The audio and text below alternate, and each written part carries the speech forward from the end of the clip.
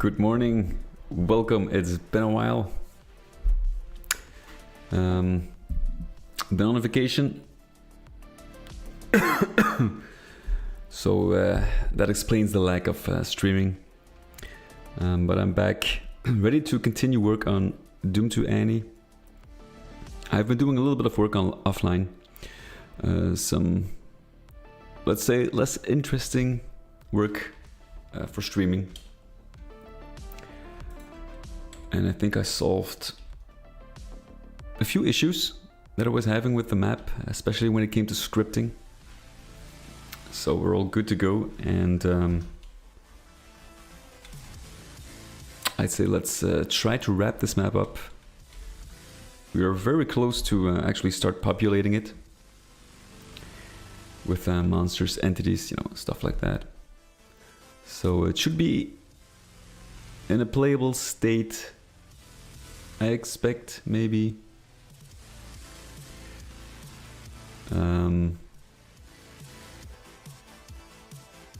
Maybe in like a month or so? Or is that too ambitious? I do spend 3 hours a week. I don't know. If there's nothing nothing major coming up, like major issues that slow the process down, I think it's doable. So let's jump in, and let me show you actually what I did on the final area. So we got it functional. I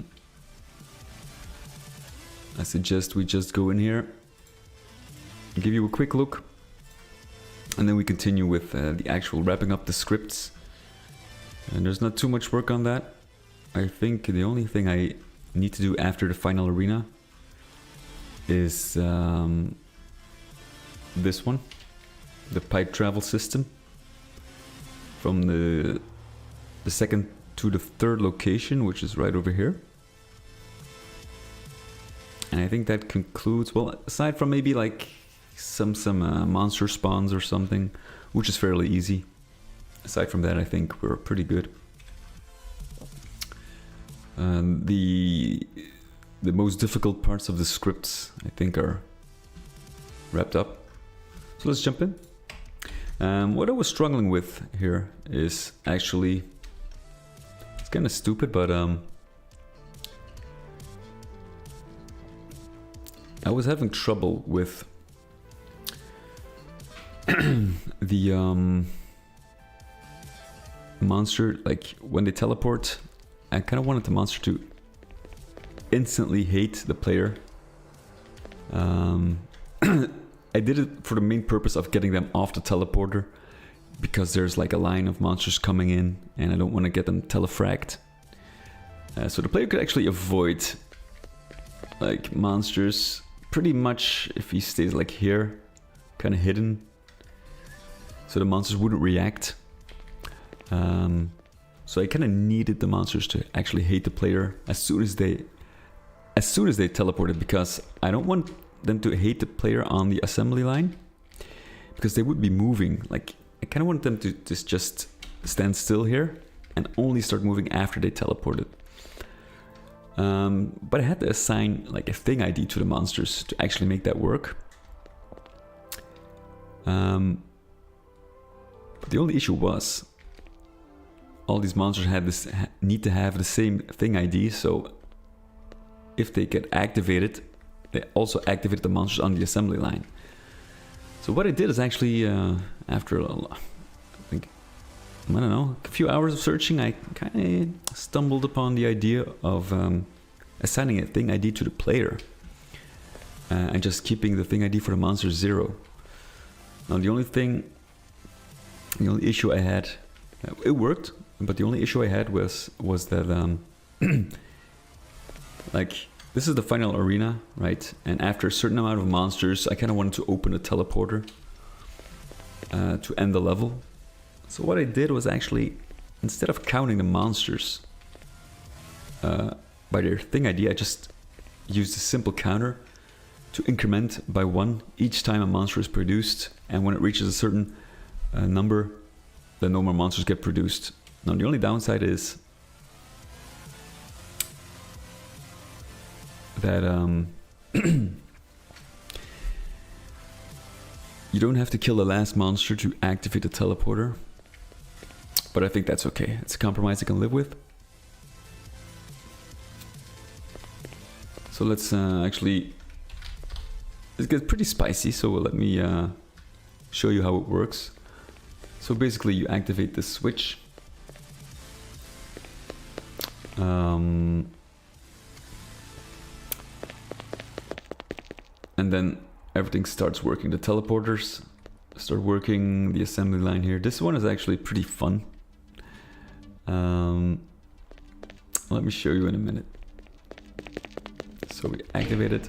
And the monsters are randomized. I chose like a list of a few monsters, like nothing like the Mancubus, which is actually too large for this assembly line. Here they come completely randomized, so the difficulty kind of depends. If you're in bad luck, it'll spawn more revenants than demons. I think you could add, like, you could program or you could script it like there's a... when you work with chances. But I think, you know, I kind of like it unpredictable, and we got plenty of barrels to help you. Now you have to be careful, because I couldn't allow monsters to actually get blocked by the player. So telefragging here is a thing. So if you as a player stand on one of the teleporters, you get telefragged.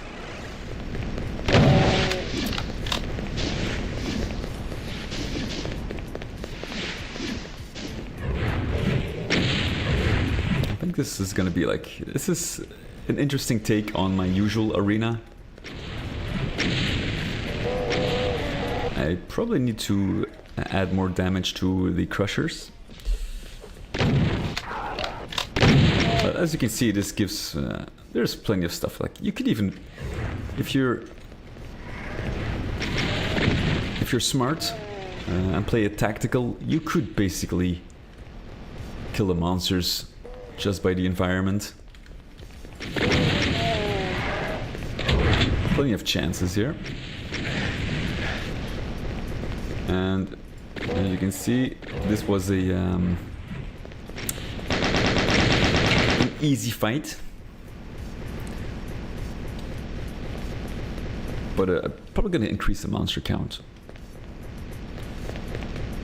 As you can see, like a lot of low tier monsters here, but you could be in bad luck and have some Hell Knights, Revenants, lots of Shank Gunners. Kind of depends.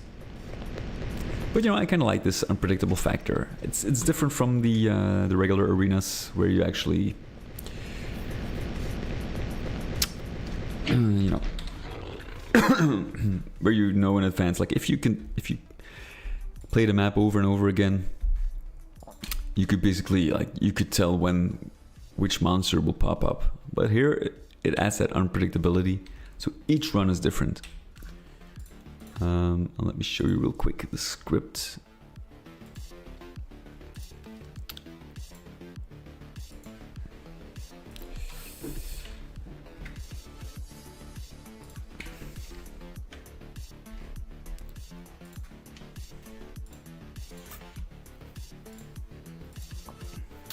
I think I put it somewhere at the bottom. It's actually, it's fairly simple, right? So I initiated a monster count starting at 0. This script is activated by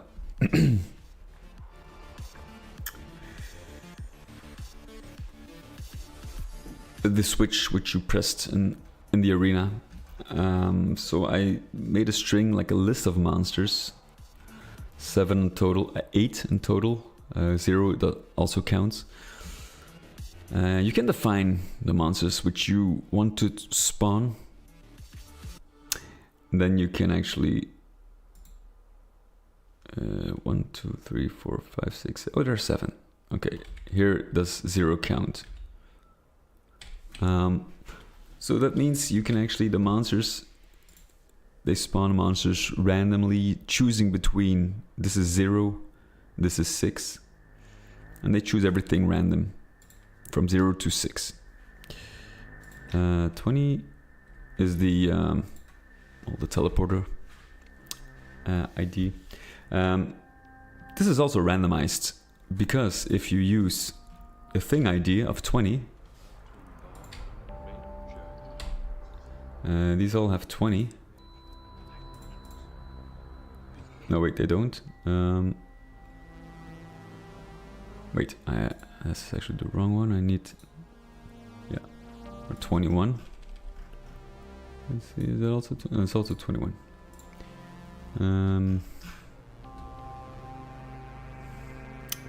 Ah, wait, it's done by this one here, this line. So this one teleports you to a random location. One of the teleporters it chooses because they all have the same thing ID number, which is actually a pretty cool mechanic, standard in GZdoom.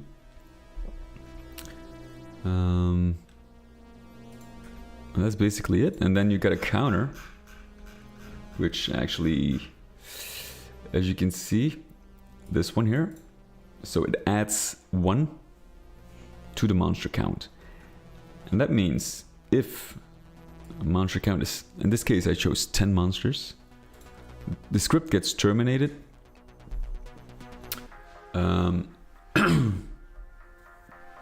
which means no more monsters spawn in, and you can activate a different script which actually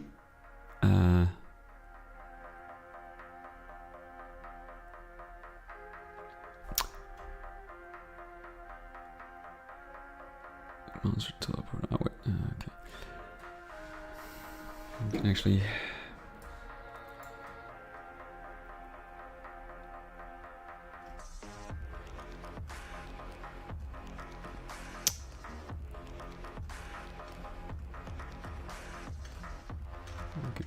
move this because this is part of the final arena.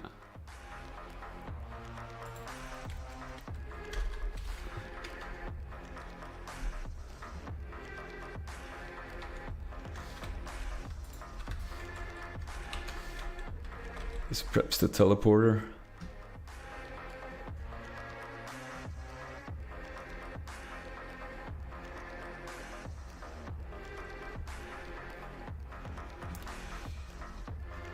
As you can see, I kind of named it to kind of keep that oversight, because there are a few scripts involved in this final arena.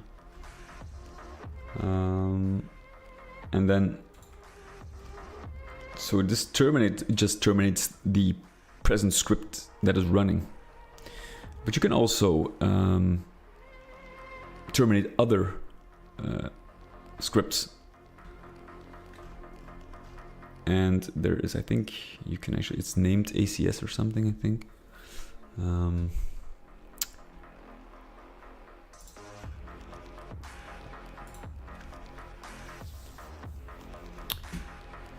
Which actually we need to do. Let's actually, let's make sure. We're gonna, I think, 20 monsters. That's enough for that. You'll have, you know, there's plenty of ammo to go around. And the thing is, you can actually choose whether you want to stay till the very last monster is defeated, or you want to jump ship early. Kind of depends. What I want to do here is probably, I chose, actually I just saw I didn't include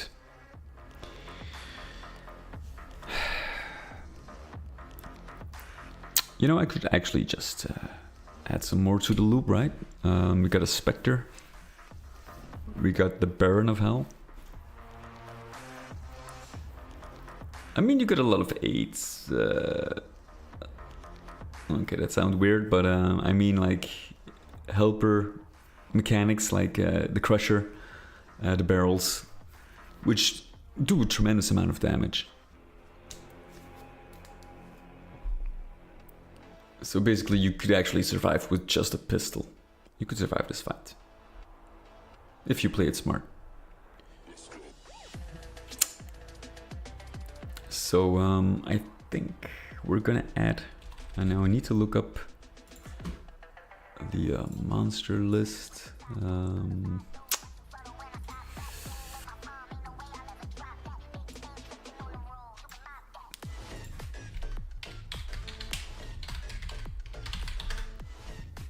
Category.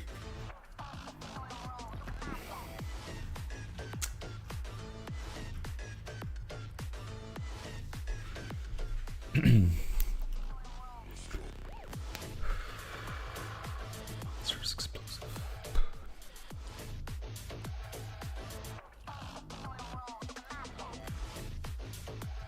And the thing is, in the wiki, GZdoom Wikipedia, they included a shitload of monsters from other games as well. Actors by type. So weird. I think they included Heretic and Hexen as well. Yeah, which kind of makes sense, but I wish there were like... Oh wait, Doom 2 monsters. Okay, never mind. There is a subcategory, okay. Team Inspector, I need... Ah wait, I do have Marine Rocket. I do have... I forgot I have custom monsters here as well. The Rocket guy. I have to kind of look up how he is called. What his name is actually. We can include a Lost Soul basically.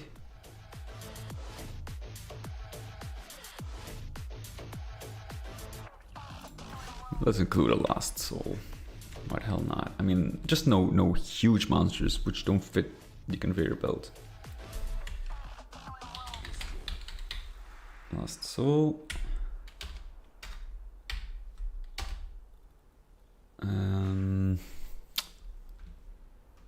Okay, let's put that in.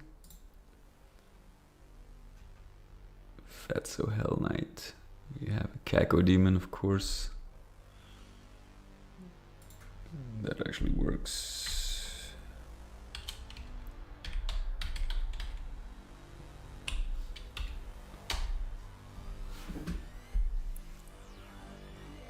Fatso, the Mancubus, I think it's too wide for this. Archvile, I think I don't want to add too much in the mix. Let's leave that one out.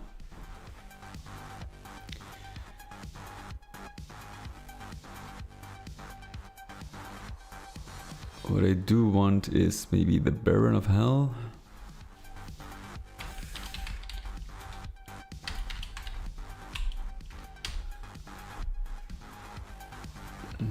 I think you have to, not sure if it's uppercase sensitive or not. And then I need the, we're not gonna do a Pain Elemental.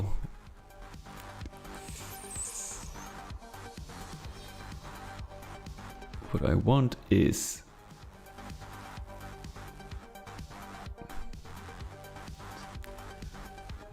Spectre. Just a Spectre.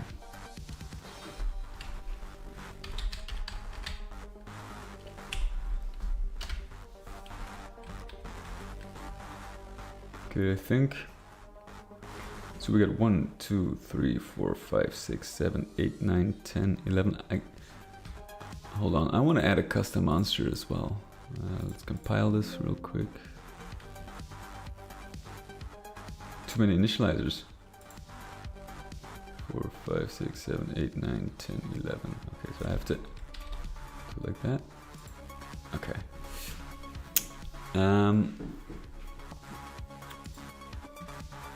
I kind of need to know.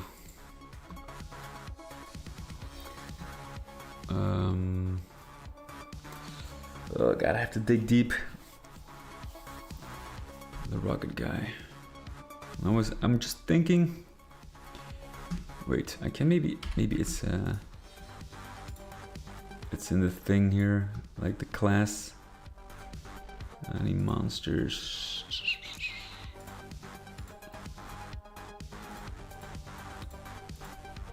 Stone Demon.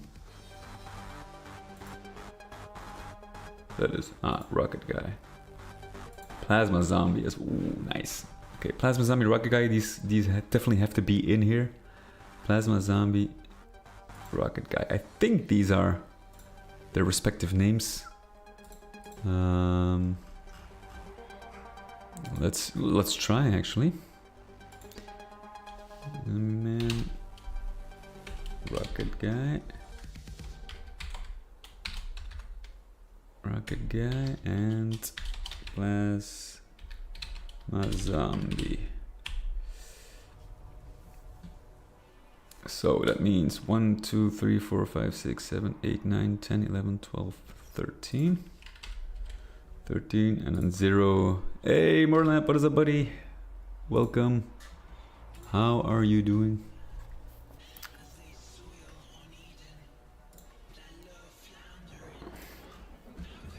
Okay, so let's see if okay, fine. Doing well. Thank you. I had a lingering back issue, but it seems to have improved. I've been actually, I think you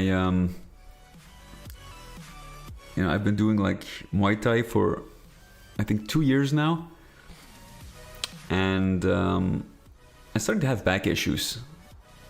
A lot of back pain, especially in the morning. And now I've been, because I was actually doing some fitness exercises before I started doing Muay Thai, and I kind of left that out just to focus on Muay Thai, and I think that was a bad decision because I think it weakened my back muscles. But now I've been training them again, and it definitely feels better. So let's hope it remains that way. I'll be right back.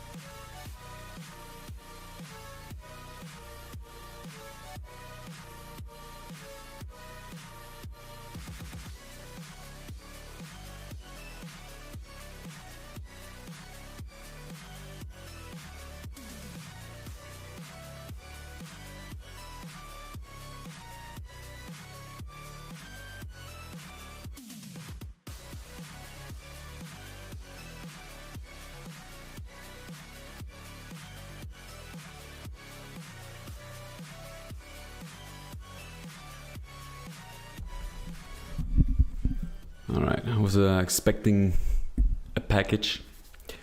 So how are you doing? I hope everything is, well, not getting worse. Because you mentioned something about some health issues as well.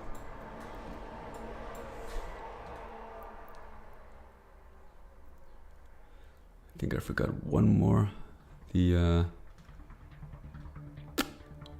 oh no, wait, I did include the Baron of Hell.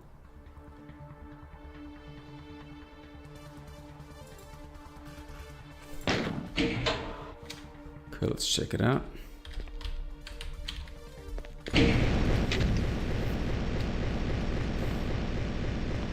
Here we go. Oh. Ooh.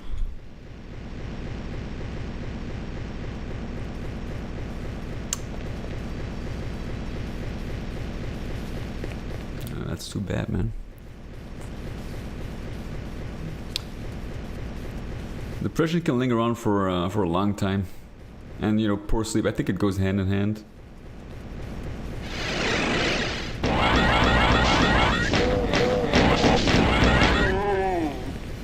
Well, I hope you get it sorted out soon. The rocket zombie guy is, at least that's working. I have no idea why this all of a sudden stopped.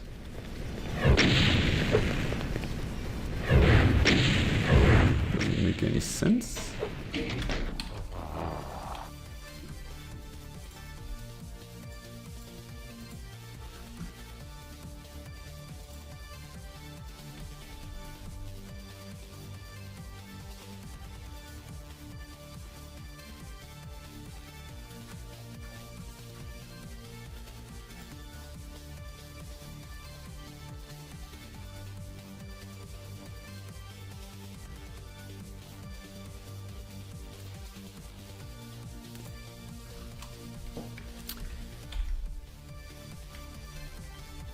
Okay, that's good.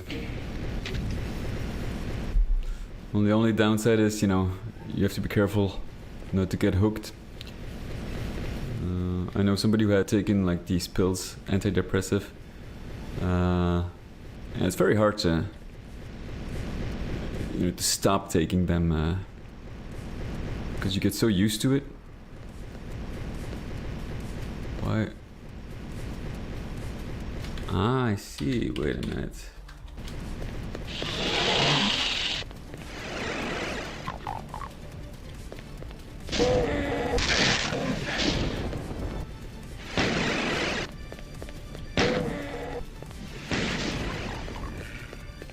The Kako Demon, I think it's too wide.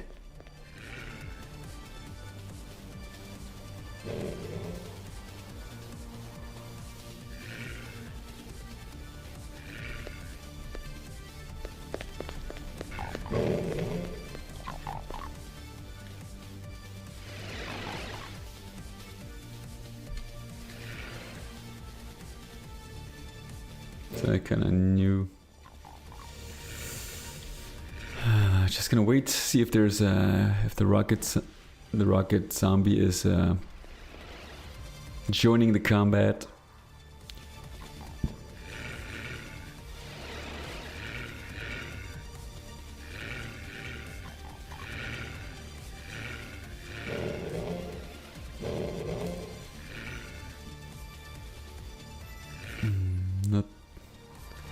Not for now.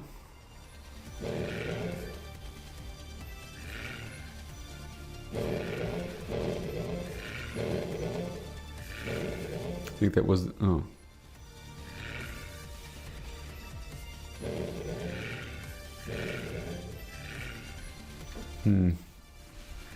See, if you're in bad luck, you get a lot of barons. Oh, there we go.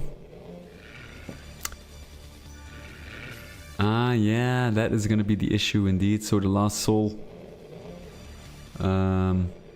Lost Soul is not gonna work either. Haven't seen it actually spawn in. That would be the last one. So we definitely know, like, maybe the Lost Soul. Maybe it's because the Kako Demon is wider than the other monsters.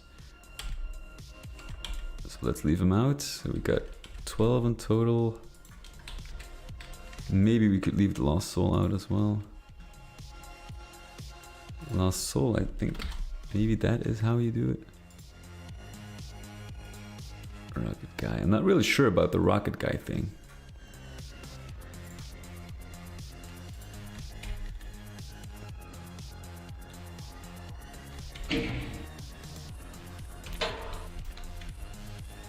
The only thing is, like, I could write a quick script. Ah, Spectre. Okay, that's good, that's good. I haven't seen that one before. I could write a quick script that only spawns Rocket Guys just to see if it works. But I kind of want to... I kind of enjoy this, like, do a little of... just watch them go.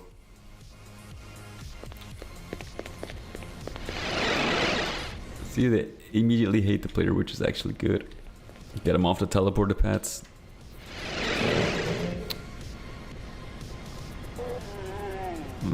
They kind of finished themselves, apparently. Oh. Still no Rocket Guy.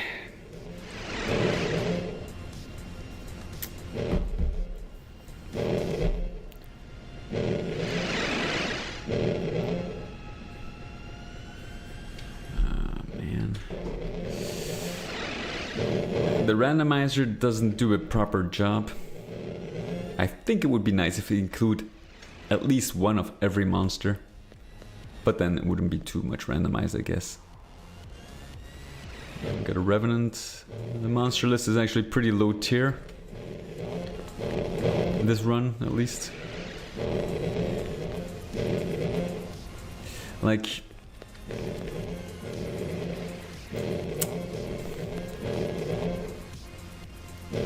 Does randomization truly work? I think I read somewhere it doesn't really exist in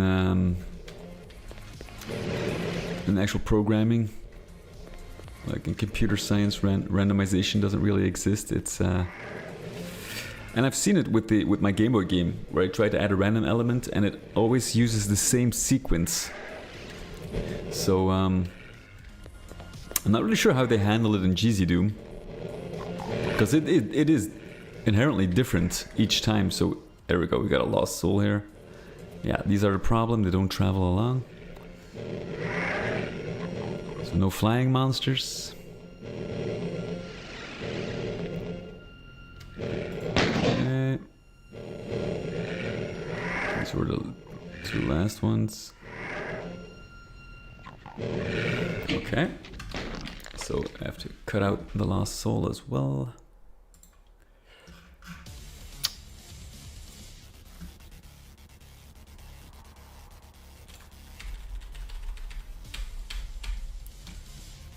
So that means 11, 10, which is fine. Yeah. We could add a trite instead. Can we actually, is there like a command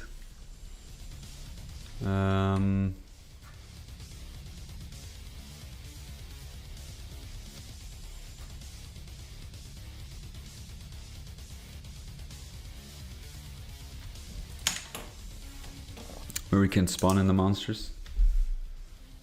What is the spawn command for the monsters?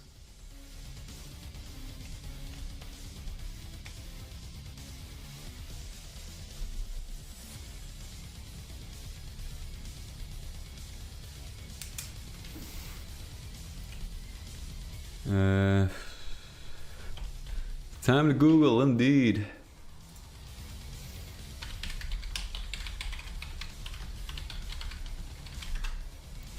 Summoning monsters.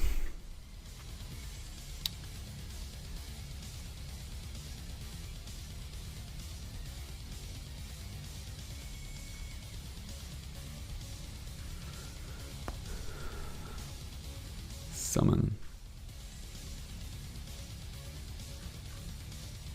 Summon friend. So maybe just summon? Yeah? Let's try. Well, it does work.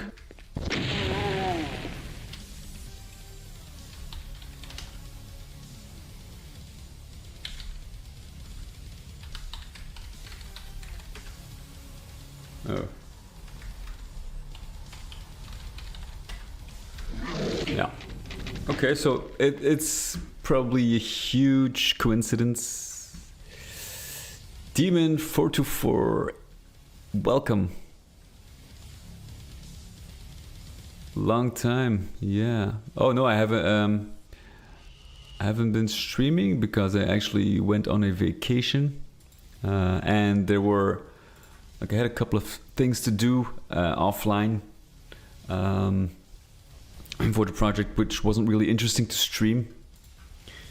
I had to kind of add in a few mechanics, which it requires a lot of searching. Like I have to look it up on Google and constantly checking between, trying to understand what I need to do, and it was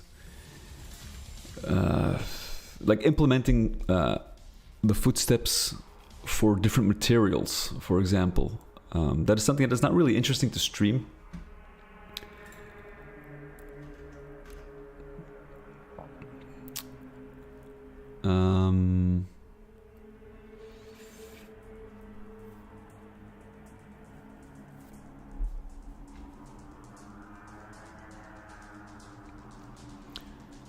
So I had to do that offline, But I actually got the system to work,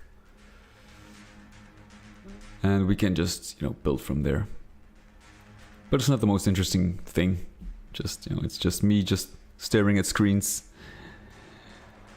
and I have to kind of remain focused.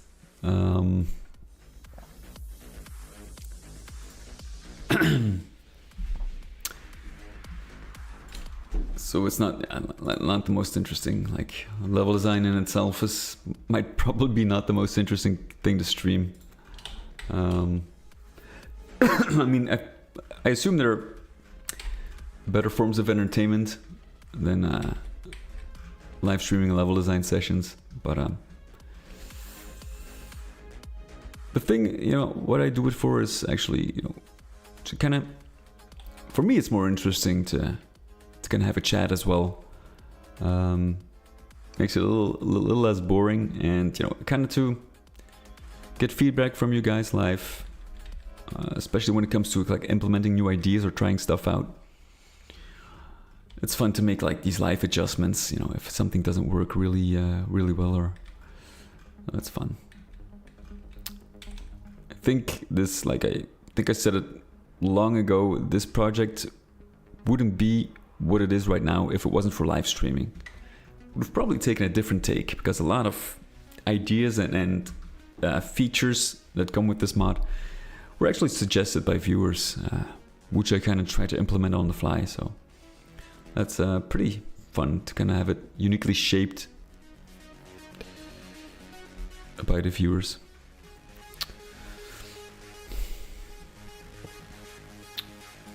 Okay, so let's assume the rocket guy is working as it's supposed to.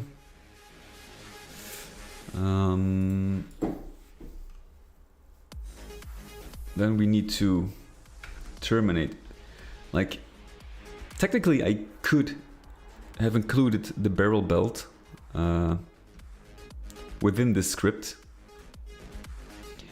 but because of the spacing between the barrels, which is different, I kind of want the monsters to be evenly spaced out, just to avoid, well, it doesn't really,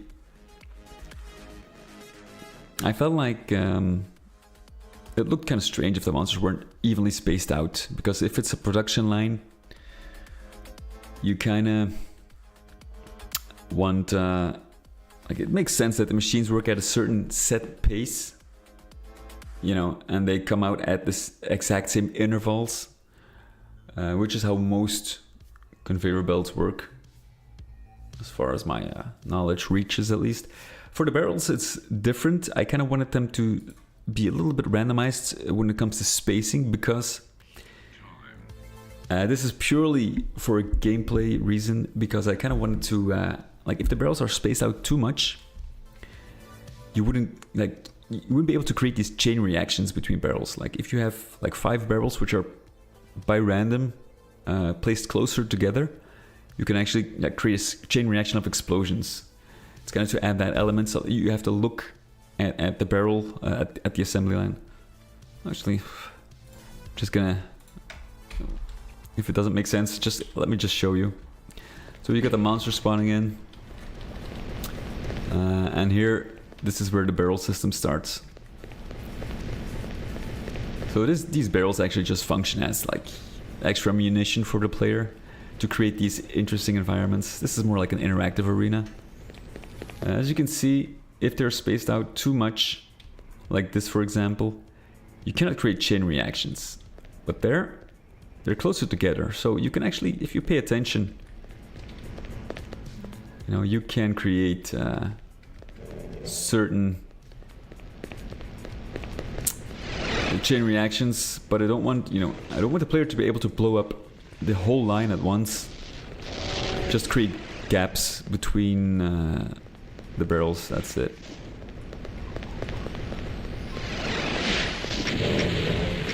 As you can see, that is what I mean. You can chain these together. Now there's nothing here. And then you got the crusher. So I think this is actually one of the... Ah, there's a rocket guy. There we go. I think this is actually one of the most fun arenas I ever made. And this is definitely something I kind of want to explore further. There we go. So you can actually, you could finish this arena without firing a single shot. Just by luring them in. And you could, of course, get hurt. There we go, lure them into the teleporter. Well, you know. That's how it works.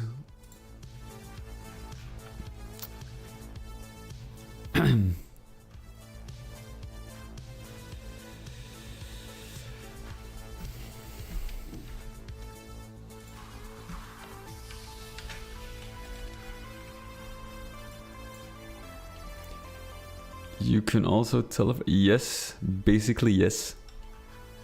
You can.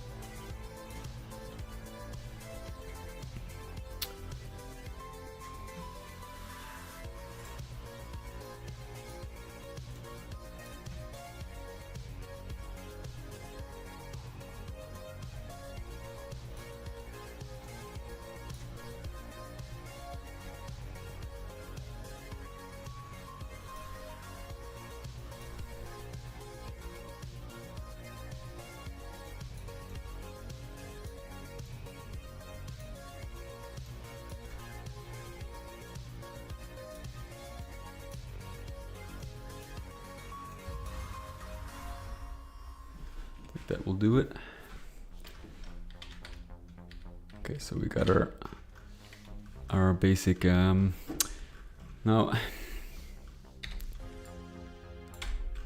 the thing is that I always forget how to do the poly objects again. There's like, you basically can actually Wait, I think I need to connect them.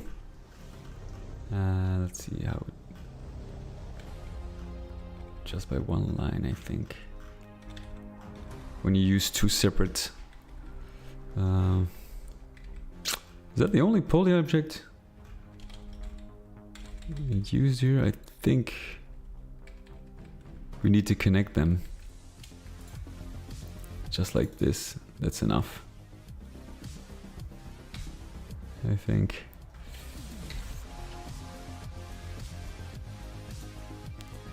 And then select the line, and then there is a I forgot the shortcut key. Actually, poly objects is actually with this method is actually pretty simple. I usually use it like the poly objects. I usually use them only at the end of the level, which means there are almost always a few months in between. So I kind of forget like what the shortcut combination is again.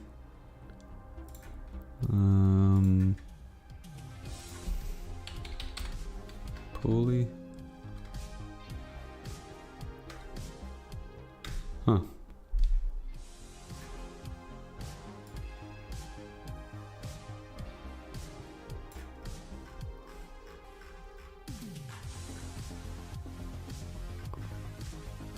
Ah, wait, execute script, Control-Alt-P, that is the one.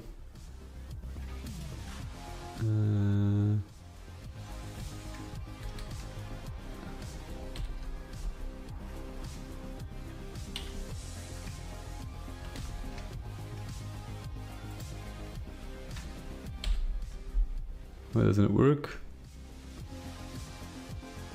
I forgot how it works.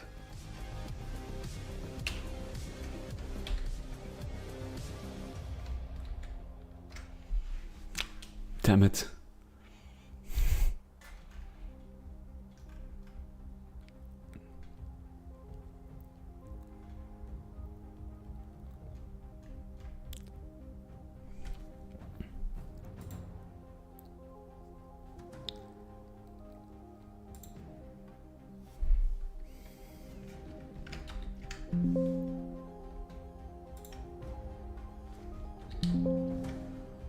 What the fuck?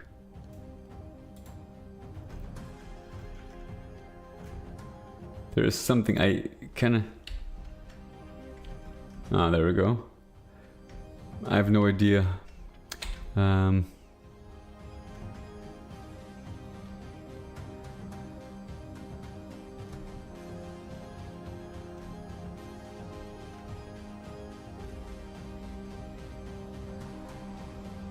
Start spot, anchor. Place it here. On the start spot.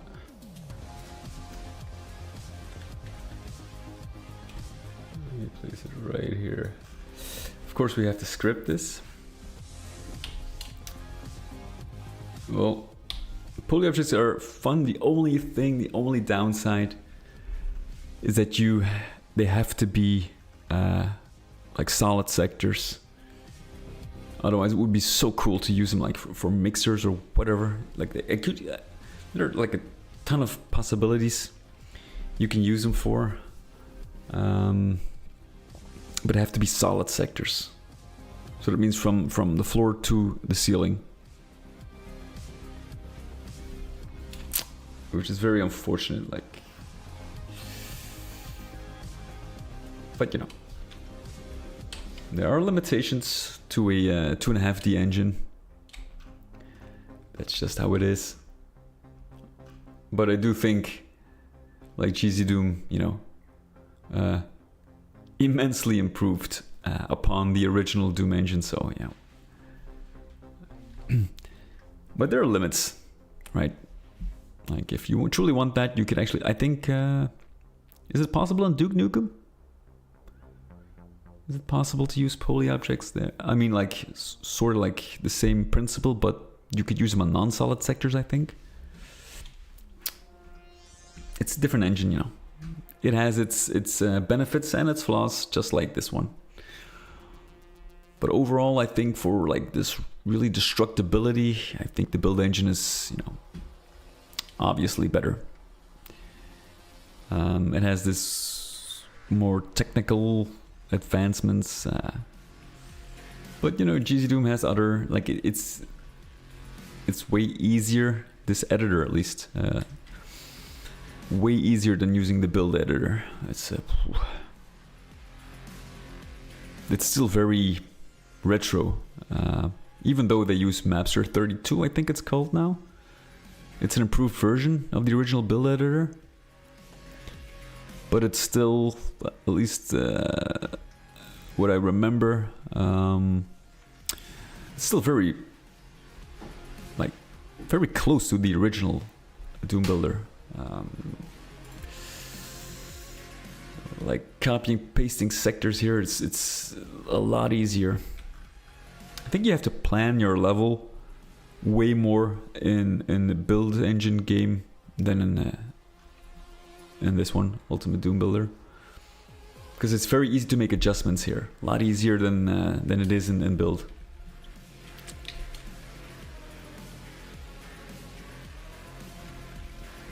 And the fun part is if you use the shortcut key on a poly object, it automatically checks which poly object number you already have in existence, and then it just adds.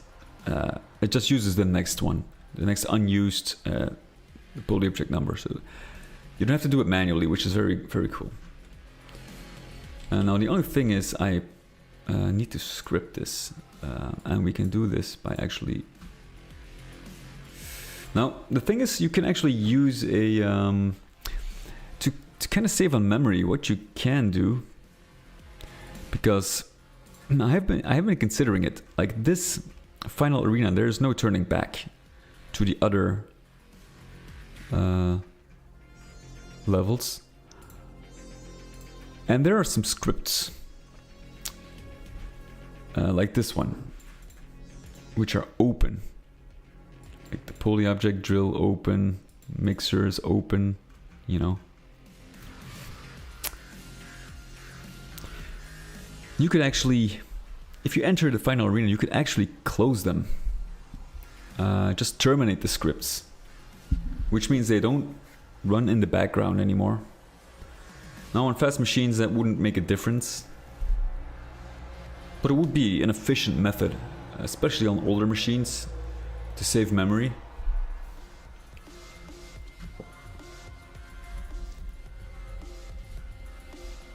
I'm not really sure if there's like an automated process, if you're out of reach by a certain amount, would that automatically suspend the scripts and then reactivate them if you come closer? I don't know.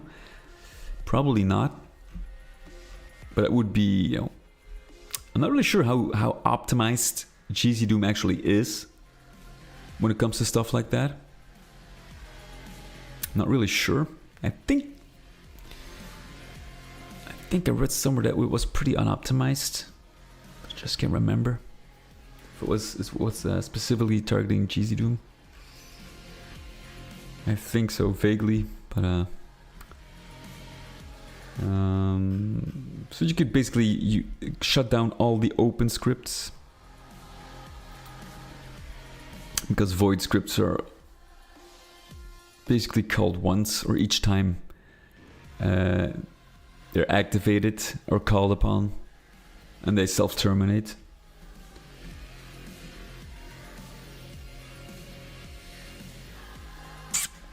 So,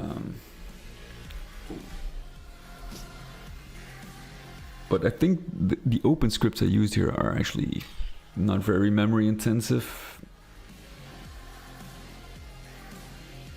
Let's actually...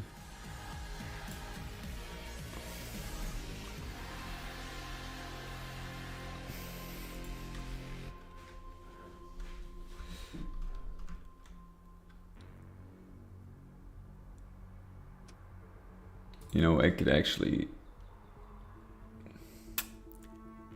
What would be easier?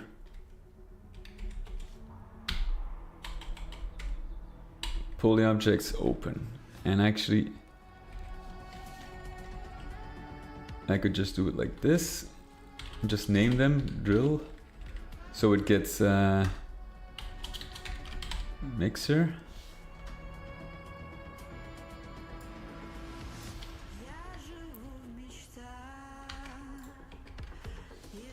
So I can actually remove some scripts here, and if I want to terminate them, I could basically just do it with one terminate script. Drill mixture, final arena mixer.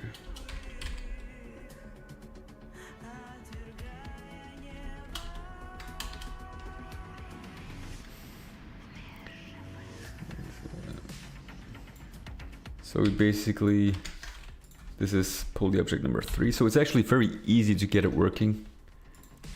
Speed, angle, and then this should work. Now what I need to do is actually assign a property to this poly object.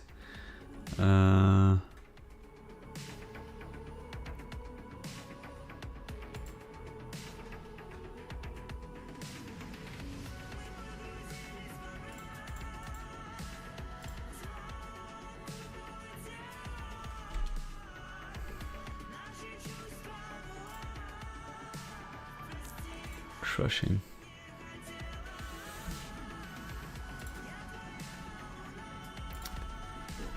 I think I need to define it here. Poly object.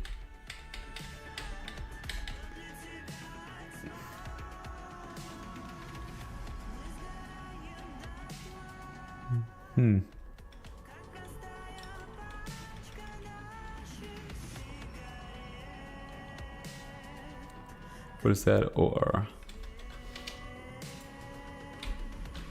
That's something new. Right through the specified angle.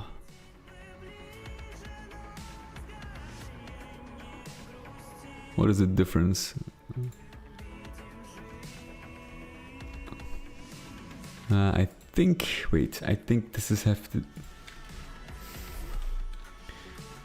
think this has to do with, I think I need to define it maybe with a thing.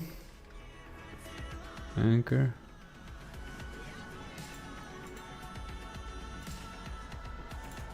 Let's see. You should be able to.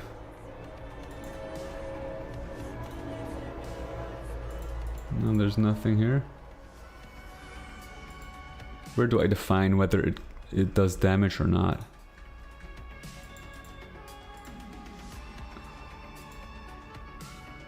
That's weird. I think it...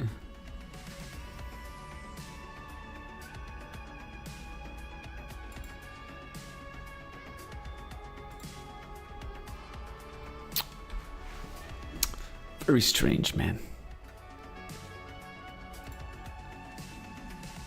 Okay, so let's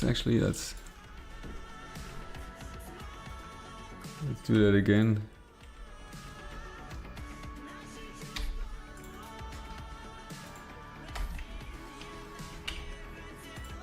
So hurts to touch. Control Alt P. Okay. Now the only thing, what I wonder, I feel like this should be in a script.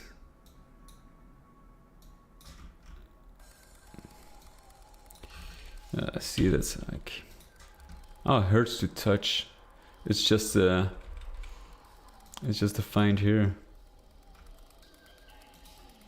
It's just a different,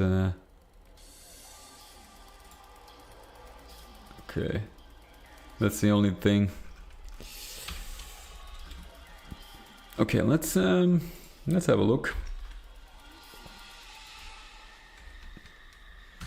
Well, see, it works, and it works.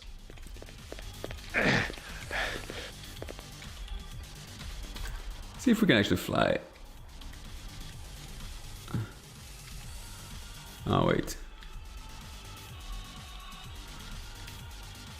That is blocking. Why is that blocking? Thought you would be able to travel up.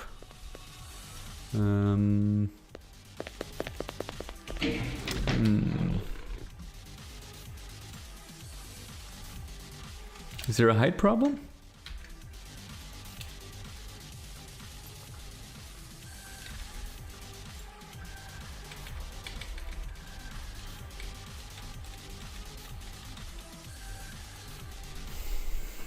Normally you should be able to drop down. Let's see if that still works. It should work. Didn't make any changes. See, like, listen.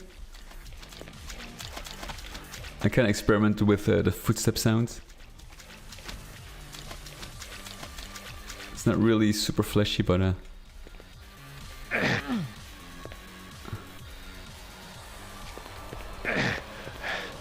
now what I wonder... wait a minute. I think I know what the issue was here.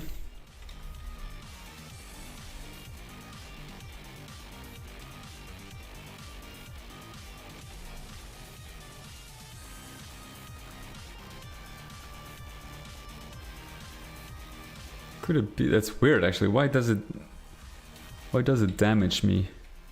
Does it have to do with this line?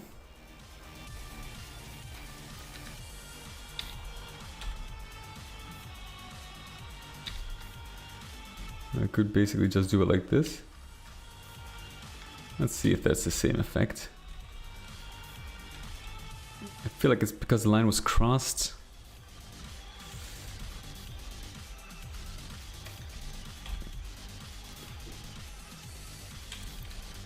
It's not supposed to do any damage. Nah, that solved the issue.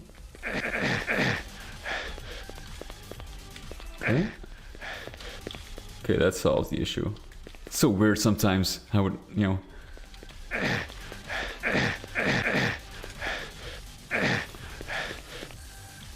I think I should probably make this a little faster.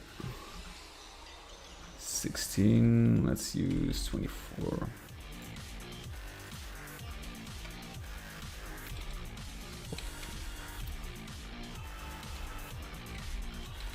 And of course we need to add the sounds as well, eventually.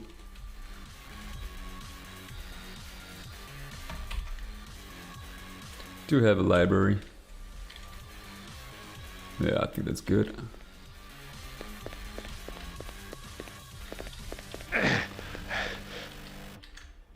Okay.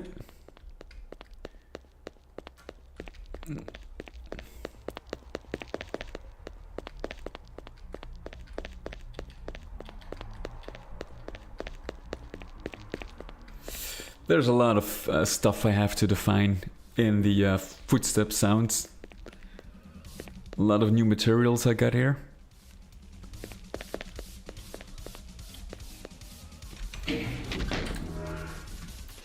But you know, I think it's really, it makes a huge difference, I think.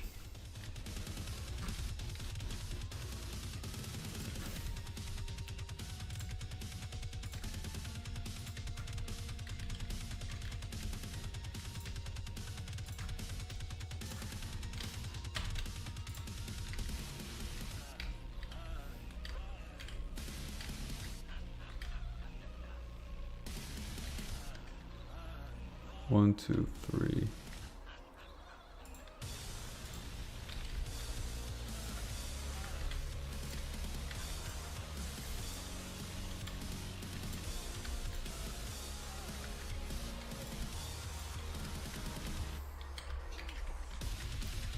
There was an issue.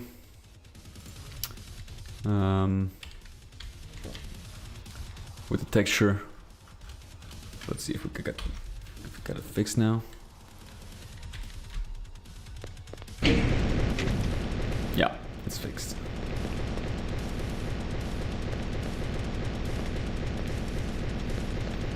I think we can actually put this one Up by 1. There we go. Now the thing is, what I would love is these crushers to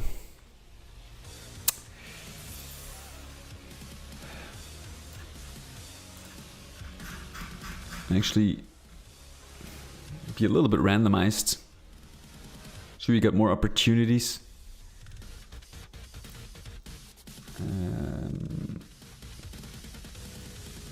Ceiling crusher and race. Okay, I could basically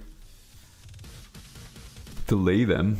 Random speed. Ah, that's actually very good. That's actually very good.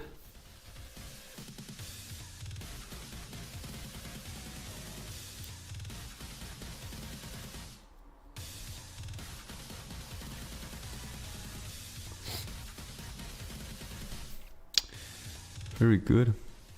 I have to define like somewhere in between, right? Because I don't want it to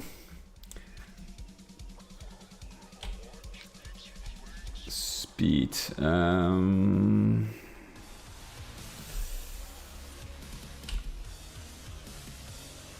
Random. Random.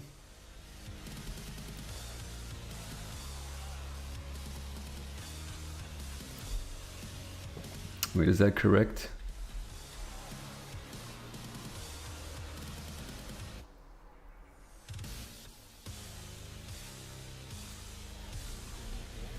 Can we do it like this?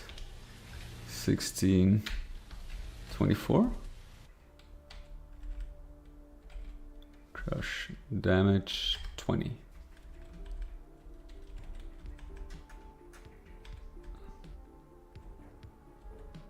Is this correct what I'm doing? Probably not. Like that. Well, it does compile.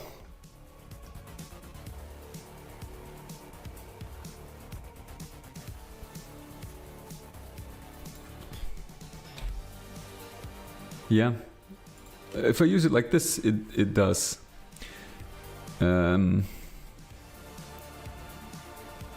However, they use it for both, so I have to give it a different tag.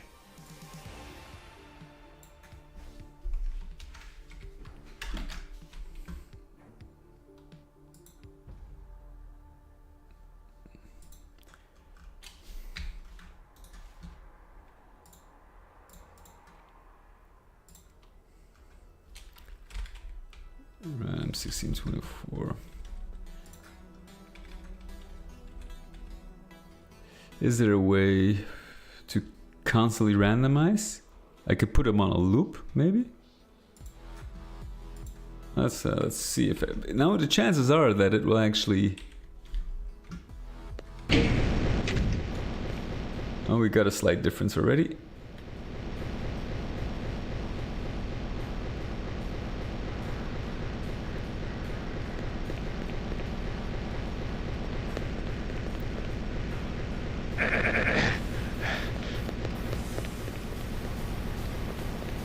I think this will be enough because there have to be like certain patterns. Oh, we got a strong one.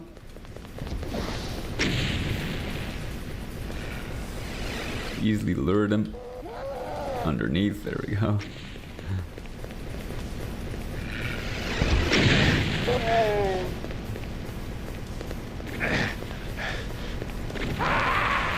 Oh yeah. Cool. I think for me that's fine. Because if you kind of randomize them constantly, it's going to be very hard for the player to kind of predict, to actually use them effectively to lure monsters. You have to make sure the player kind of learns a pattern here to know when, okay, now it's time to move, so the monsters will get underneath the crusher. If you randomize it, like the first crush, it goes really slow and then it goes really fast. It's very hard to lure monsters inside. So I think if we establish like a random speed at the beginning, the player can adapt. think that is actually something that will work better. I'm gonna take a very small break. Be back in a few minutes.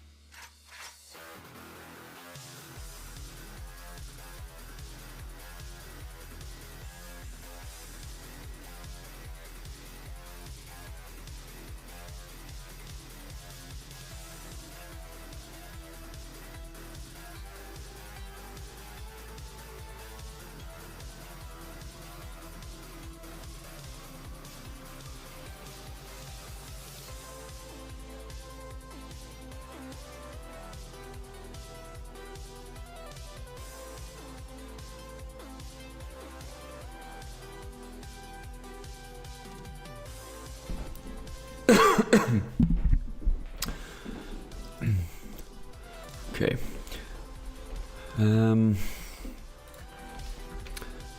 So what we're gonna do now is actually do the final bit of work to make the level completely playable from start to finish.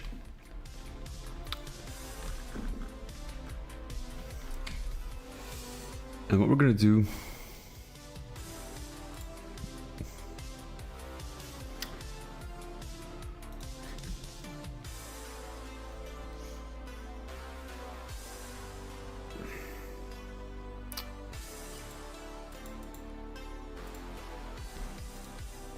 we need to create a start spot. Like I kind of want to to give the player, of course, like a way to exit the level, and we're gonna use the Terminator teleportation device. Now the only thing I need to do is actually I need to add this in a script.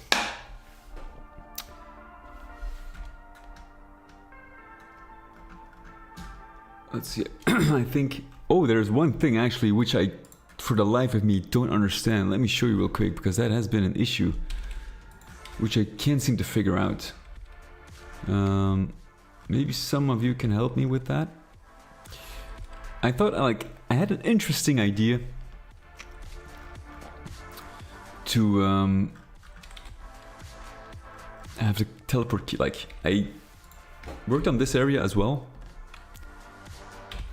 Like as you can see, I added 2 volcanoes, one with a cyber demon, and there is actually one. I'm still working on this area, but here's a switch, and what I want to do actually,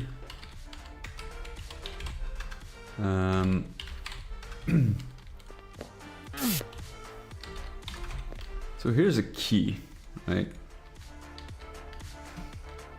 And what I want to do is, if you press the switch, the key gets, like there's an earthquake, like a volcanic eruption.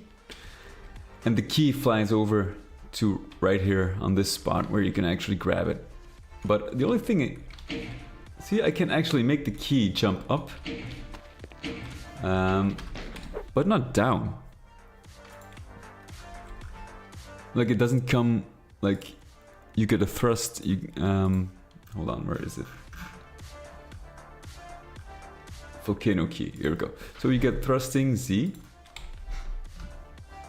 which is up, and then after that you get a delay of 10 ticks, and then it thrusts you into an angle, which should, you know, but it doesn't work.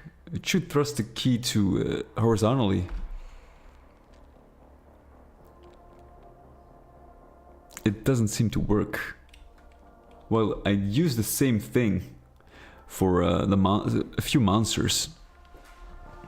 And I have no idea why it doesn't seem to work with the key. Like, it does thrust just a little bit, but the values I entered it doesn't seem to work for the key. Like this value of 10, the force of 10.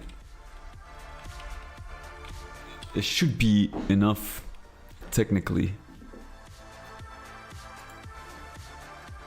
I tried to change it. I used 100 and it remains this, like, it doesn't even, it stays even more in the same place if I use 100, for example.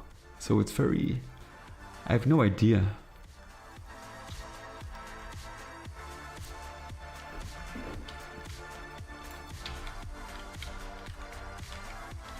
I thought it was a very interesting and cool way to actually, you know, to obtain the key.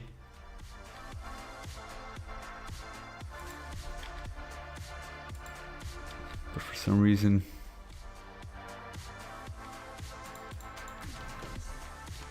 it doesn't seem to do what I want.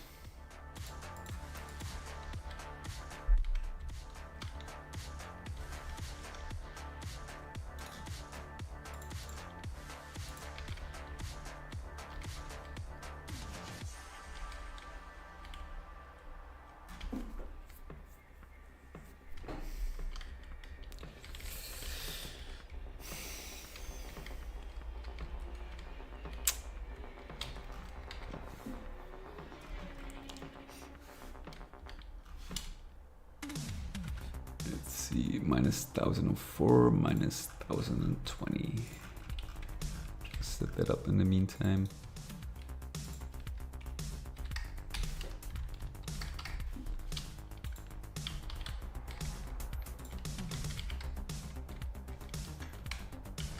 Just copy this.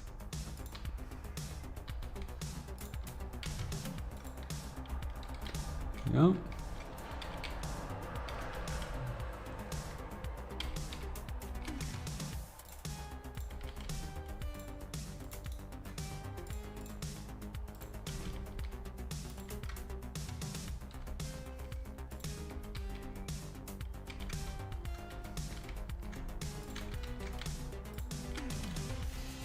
There we go. So you need to press these 3 keys and then the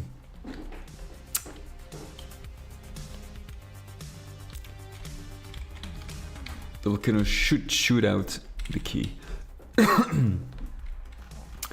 But again, I don't understand what is wrong, because I used it in, use it here. I use the same. Let's see, do we have a monster? Yeah, here, a gore nest. These ones.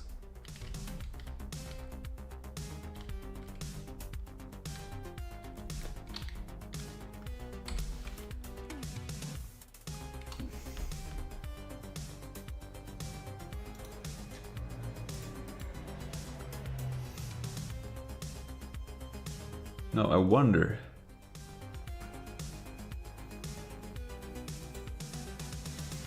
Should I use a map spot for that? Hold on. Let me show you. Let me check real quick in this map what the values are. Thing spawn. Let's see. Final trap, no. Red key trap, no. Monster scripts, monster spawn, no. Wait, maybe it's here. Ah, wait. Spawn spot. Thing height. Here we got thrusting Z. That's speed 40, and force is only 4. 7. So they are pretty small. Let's see what they do.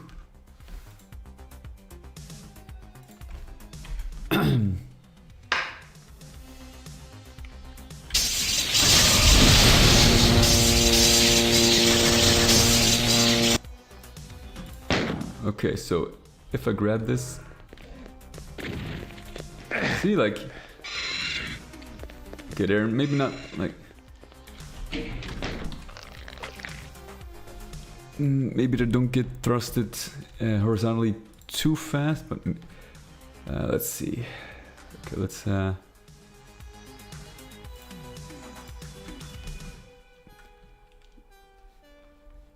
maybe the force was too light, I don't know, but I did try 100 and it didn't seem to work at all. So let's see. The values are thrusting Z. So that's actually that actually works very nicely. So there's a speed of 80 vertically, which is fine. It's high enough. And then up, 0 is up, 1 is down. And then add or set. It is if this one is actually, you know, if the thing is already moving, it can add to the value that that the thing currently has, or it can set it. Like if the thing was already moving by a speed of 30, and you add 80, so that is 110 is the total value then. But if you set the speed, you kind of negate the 30 and set it to 80 regardless. That's what that is. So that's actually not important because it's not moving. And the issue I have with this. Here the angle.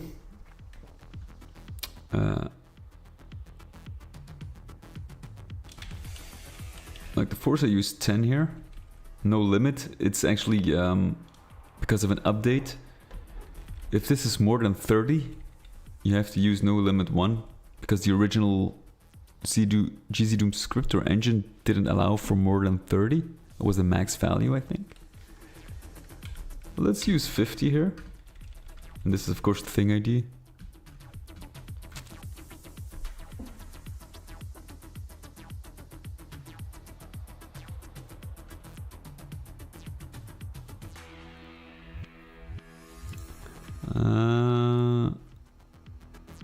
There's a lot of walls that you can go through and mark a secret, but on the other side there is nothing. Like the candlelight secret in Doom 2. You know which map it is?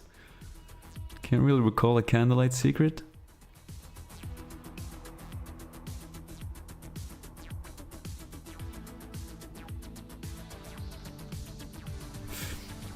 Oh, it's kind of hard to actually, because you know they use different techniques back then. Here you can actually script, like you can activate the secrets as soon as the player grabs an item. But that's GZdoom or ZDoom. It wasn't possible in the original Doom engine, so they had to be creative with how they marked their secrets. So that could be something. It's like a trick, smoke and mirrors or something. A trick they used to actually, you know, do a secret or something. I don't know. It's kind of hard to know for sure. If I can, yeah, if you know the map, I can take a look inside the map and trying to figure out why they did certain things. See, like it's only just a little bit. It moves a little bit.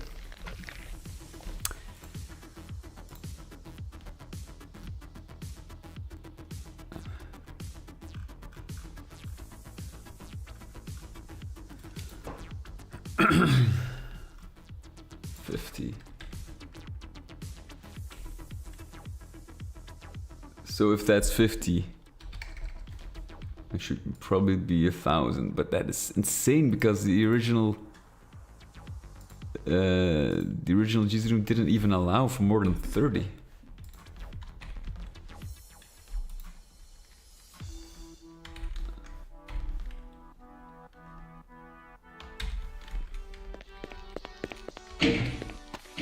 See, See, and I changed it to 1000 and it doesn't do anything.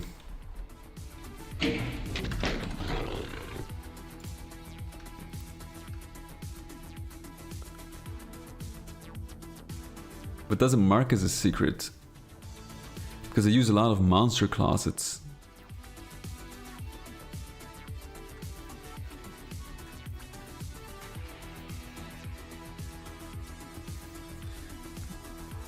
Or sometimes I use it to hide monsters, so you get like fireballs coming out of the walls. More calculation for the angle. Yeah, could it be an angle issue? Because I assume...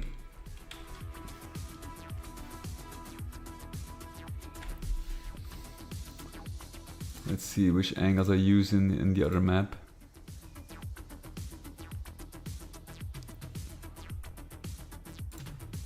I've seen the angle stuff as well, but I used. Let's have a look. Where is it? Spider Emptis actually. See, I used all sort of angles.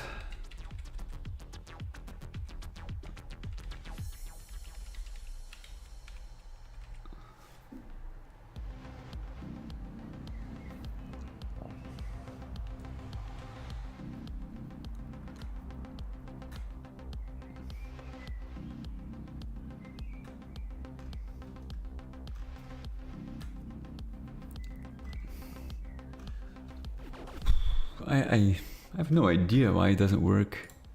It couldn't be that hard to...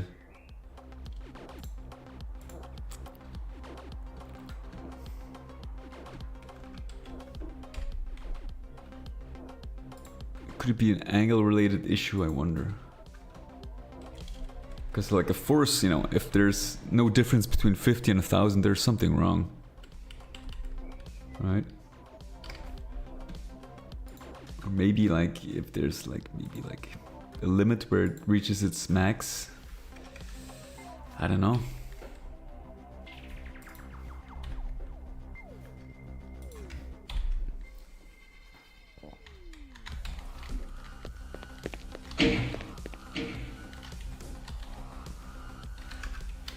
Barely seems to move.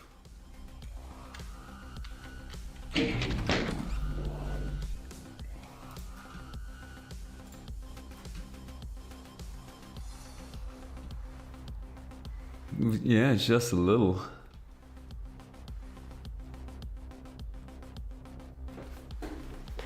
I don't understand.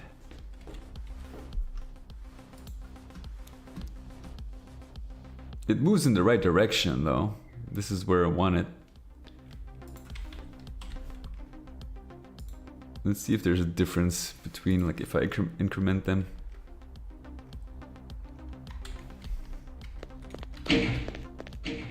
See now, that is so weird. I used 30. Now it doesn't even move. That's so weird, man.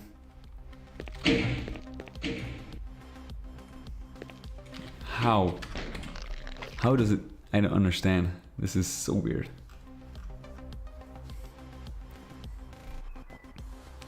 Because I think I've tested it with monsters and actually they moved. It worked really well. Let's see. Is there something else? No, I think I tested it with monsters.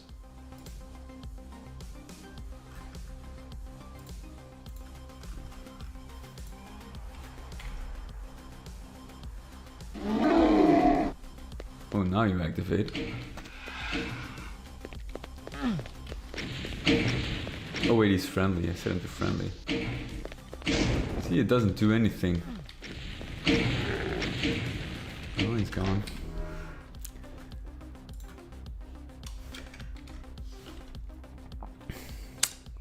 That is a mystery to me. It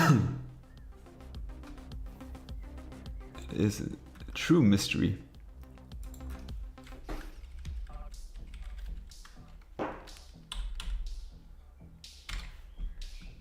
I thank you so much for the assistance. I feel like it's, you know, it cannot be that thrust thing that is only limited to like an inch or so. Can be.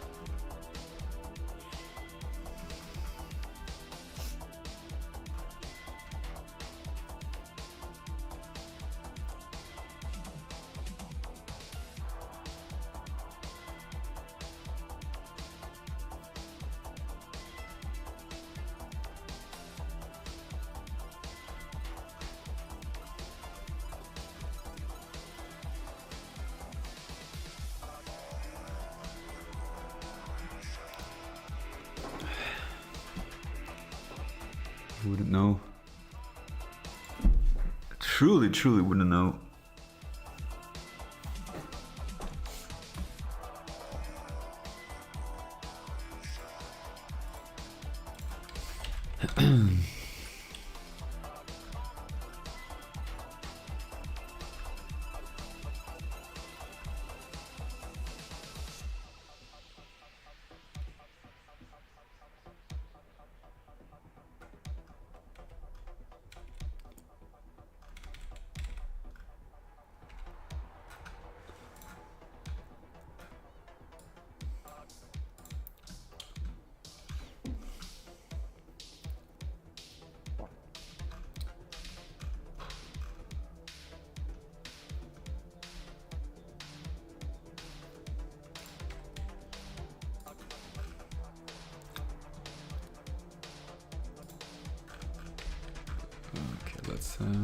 Let's leave it to rest for a minute.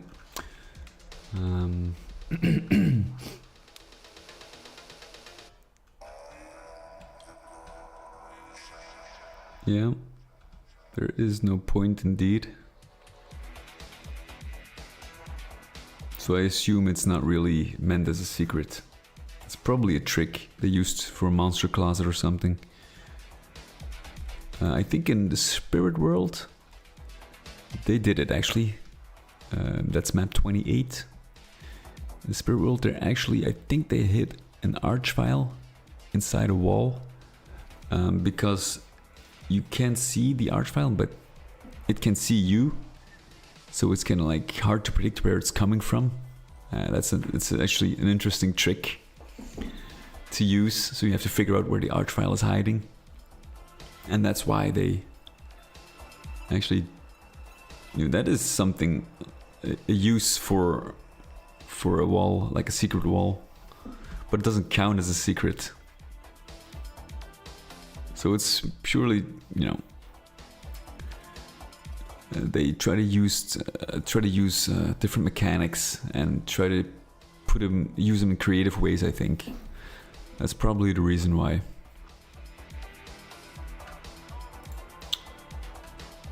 You can actually check, does it count as a secret, yes or no, if you enter. If it does count as a secret, well, then it's very weird. If it doesn't, then there's a different use for it.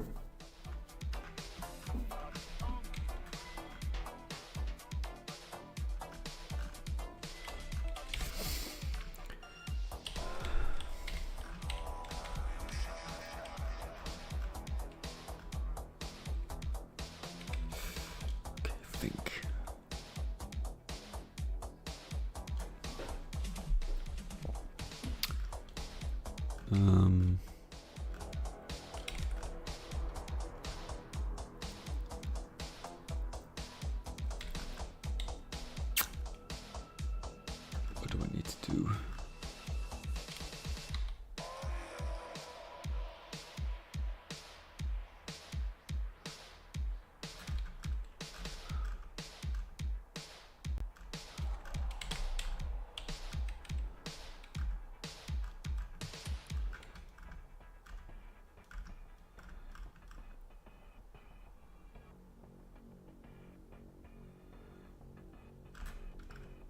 I have no idea what this actually is.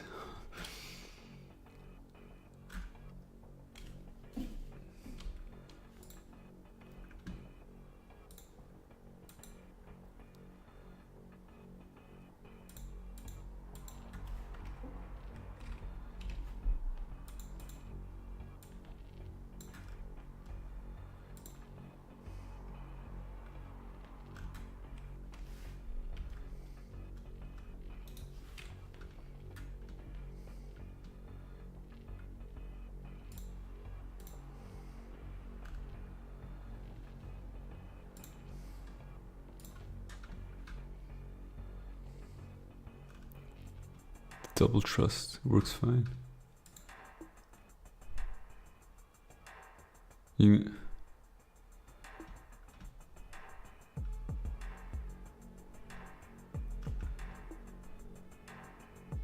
What the hell?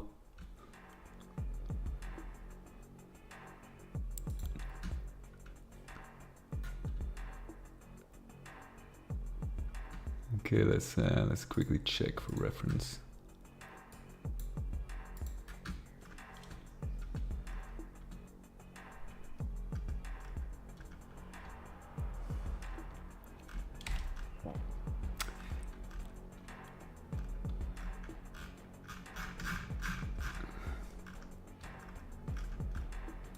Trust thing 308000. Use 160 20 130.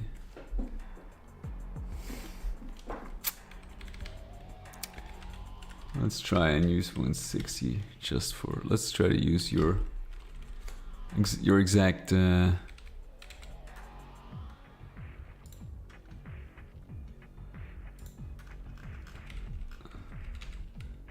Let's use your exact setup.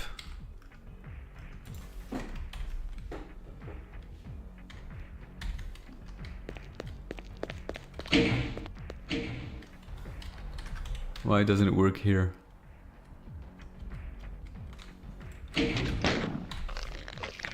Barely moves.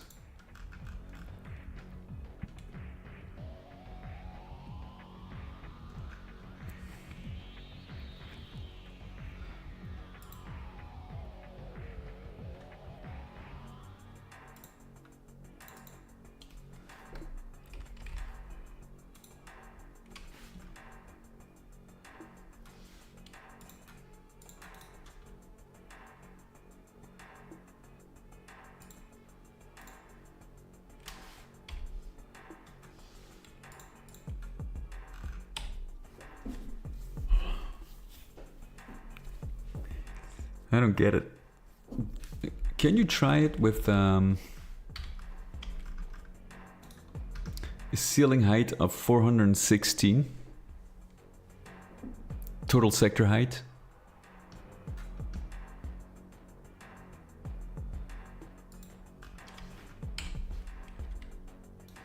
I'm gonna place it here for a minute.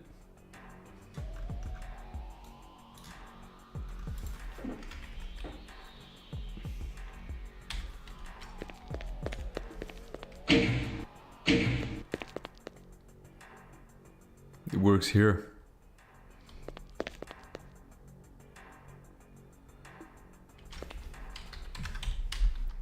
You know what I think?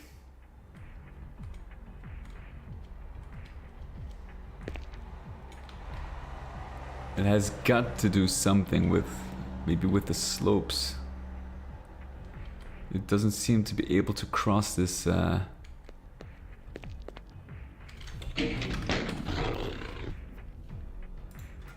this line for some reason.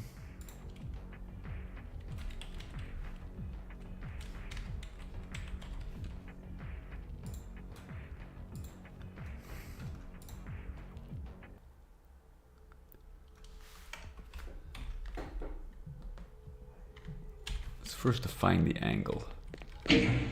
That's what I needed.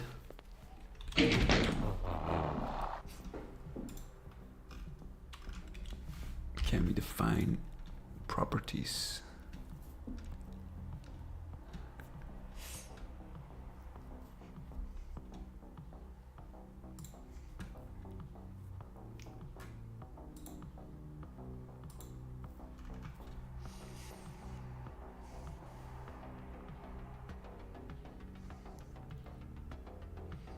Yeah, the bite angles are correct.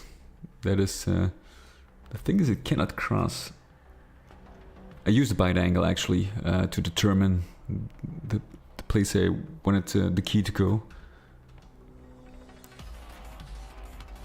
Gravity.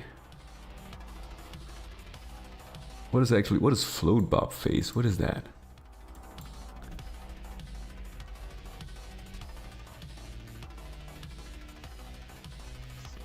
Like the thing where you use like Quake 3 items?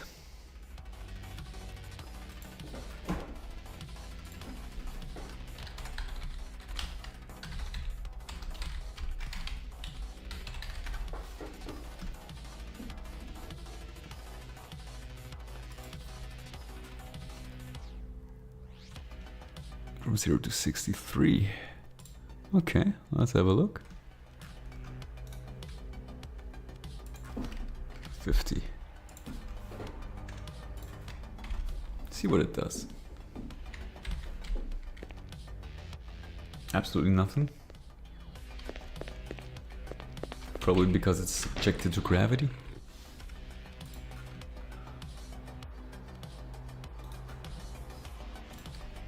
Zero.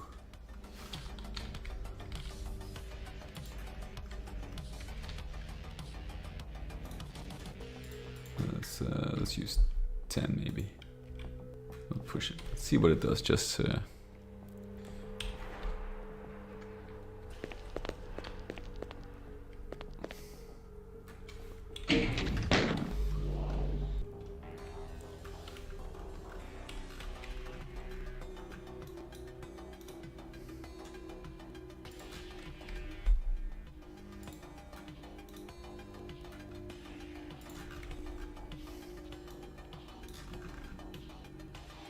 why? What can I do? What can I do? Let's use 60 maybe. I assume it has to do something with the slope. I cannot cross that line for some reason.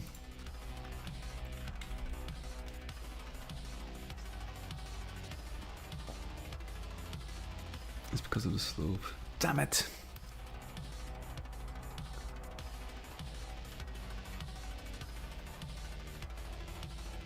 So it cannot cross slopes. What if I disable the gravity?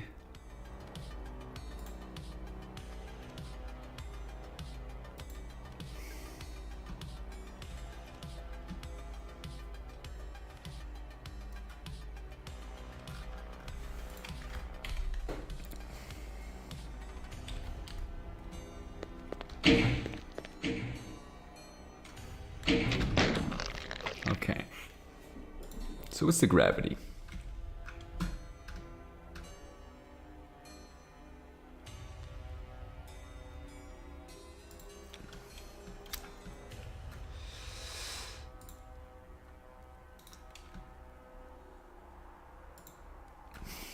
So what I need to do is restore the gravity.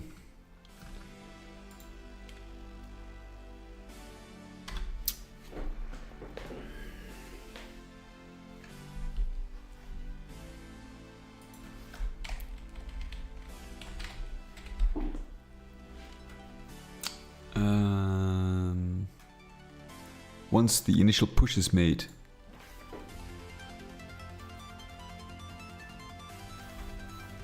I think that should be doable. Just don't know the script function.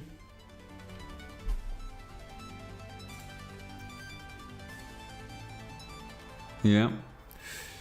At least it keeps the momentum while there's no gravity involved. So we can actually temporarily disable it, and then while the key is still in the air and floating to its direction, then enable it again. No? I think we can play around with it. Then I need to do the script function for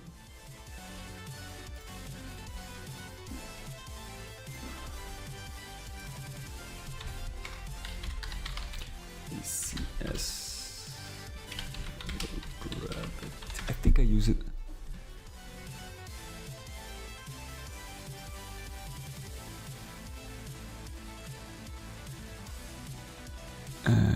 A prop gravity. Does it work? A prop gravity.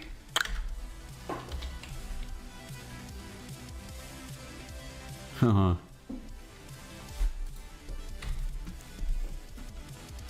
Damn it.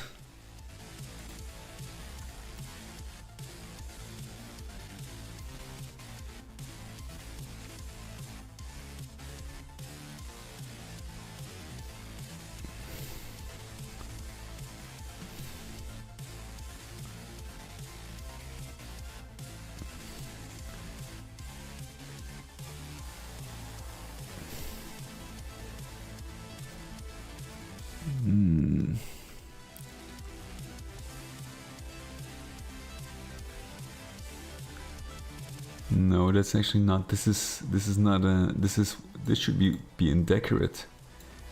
But I need to find a way to change it somehow in the script temporarily.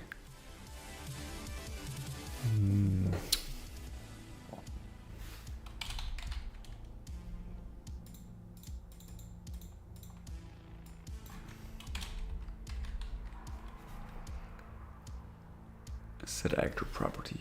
That is probably set actor flag. Actor property.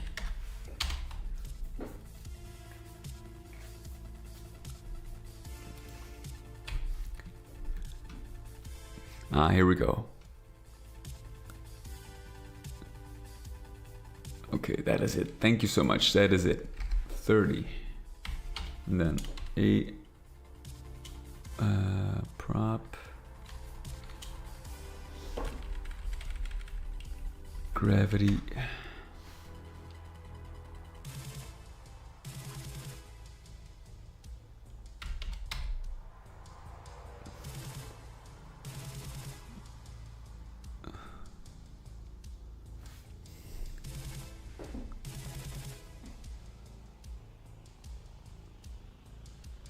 And should do it like this?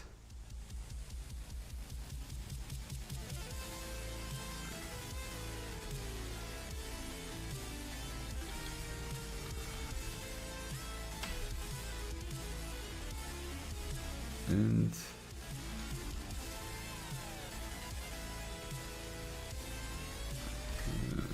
one. Is that correct? No, probably not.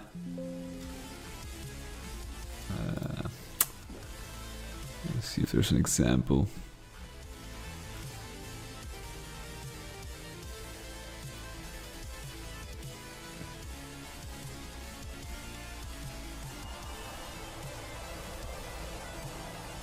Prop health, gravity, just one I think.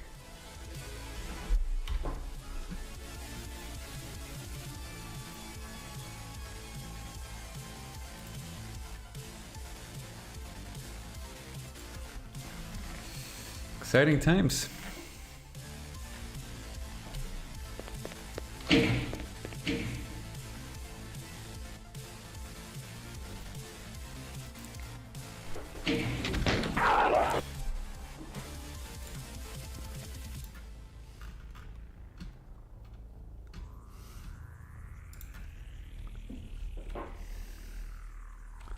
I assume there's something wrong with this because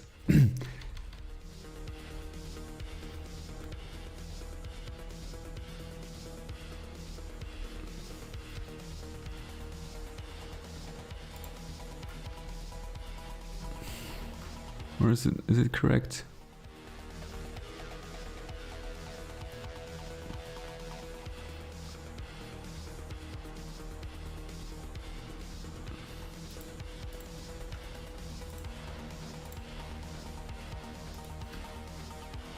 Gravity 1. That should be the correct behavior.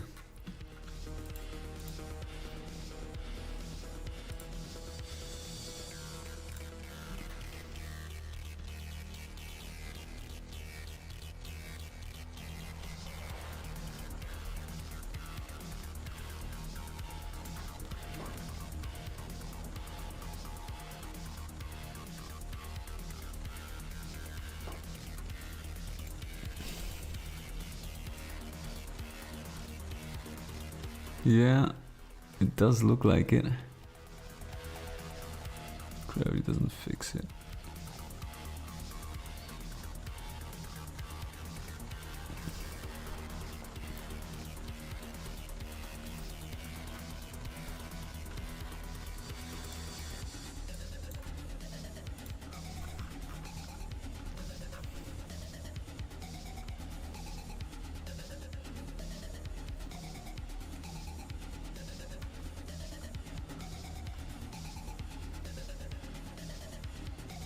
Maybe it's not gravity. Can we use like a ghost, like a no clip?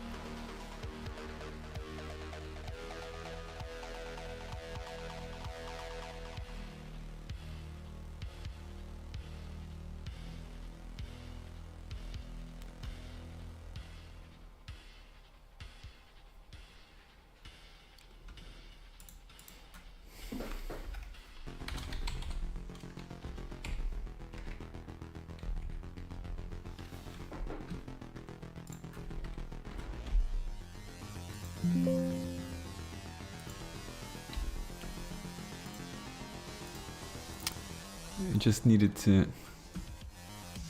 once it reaches that, it's out of the slope, gravity should return to normal. It's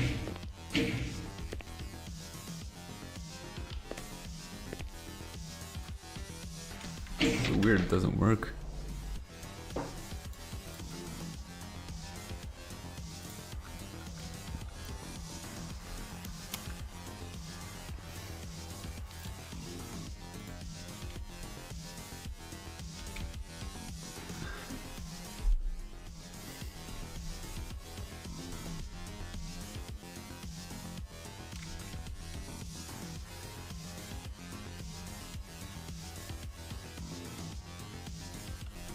Or did I make a mistake here, perhaps?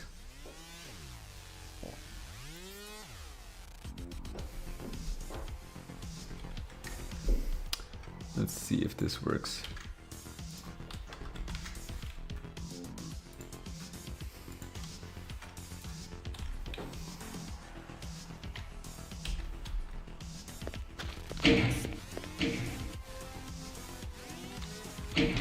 Well, it works.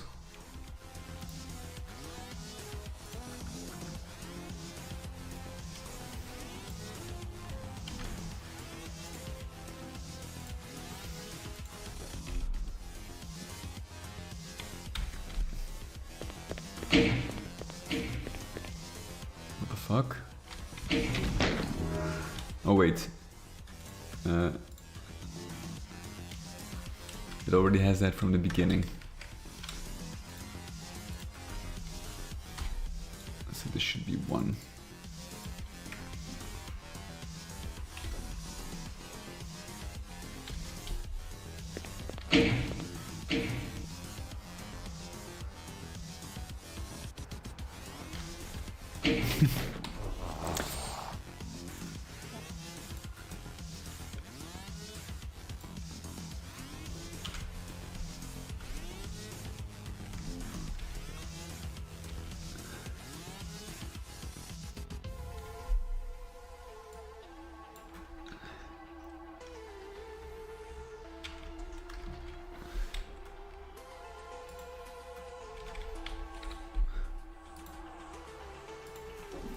So weird, man. What a mess. Thought it was so cool to have it.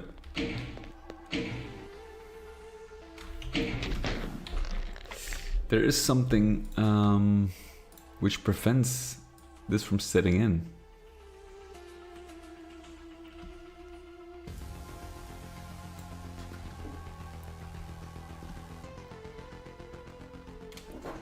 Oh yeah. Let's see.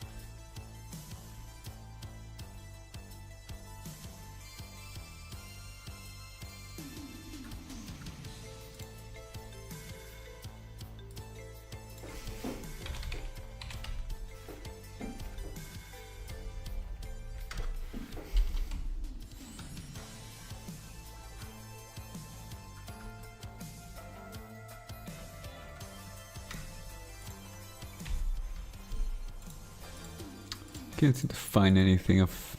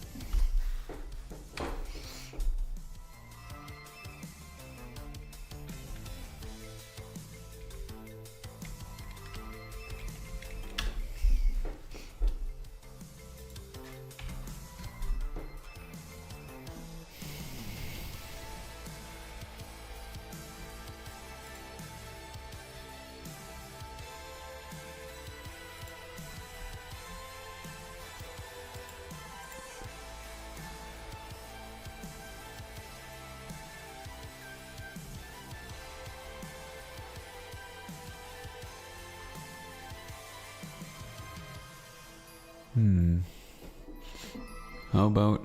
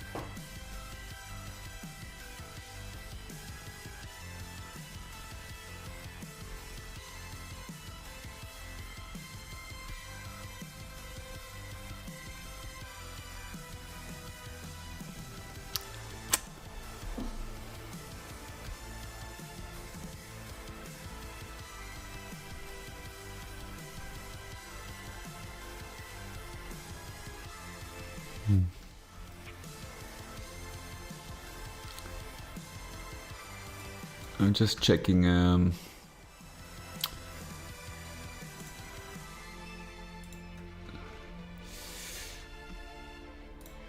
Checking to see if there's any flags I can use on the key.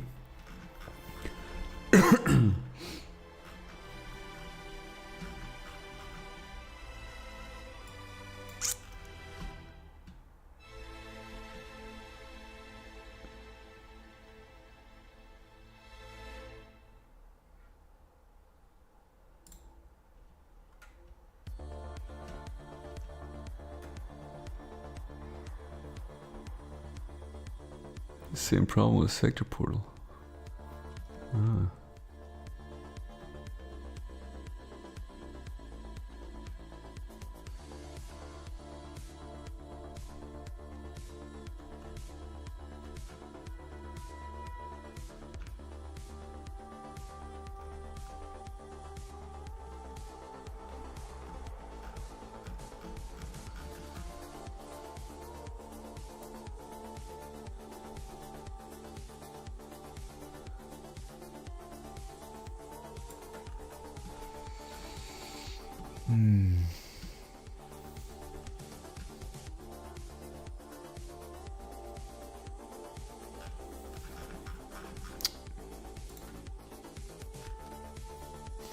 Physics.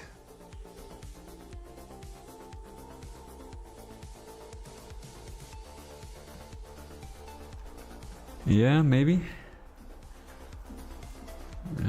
Is there a way to actually manipulate that? Change it?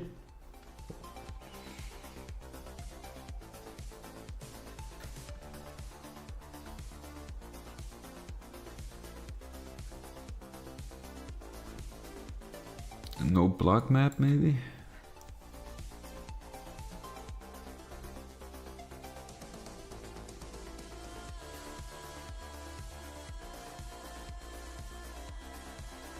No. Radius. Let's try it.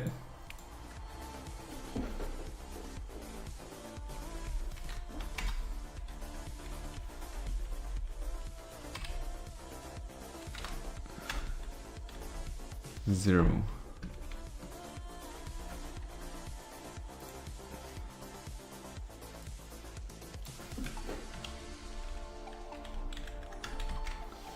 And what is the original radius of the key?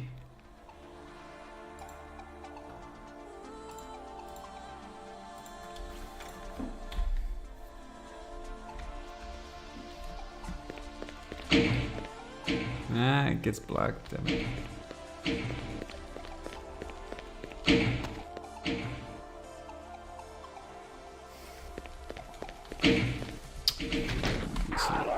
Default is 20. Yeah, okay, this doesn't seem to work.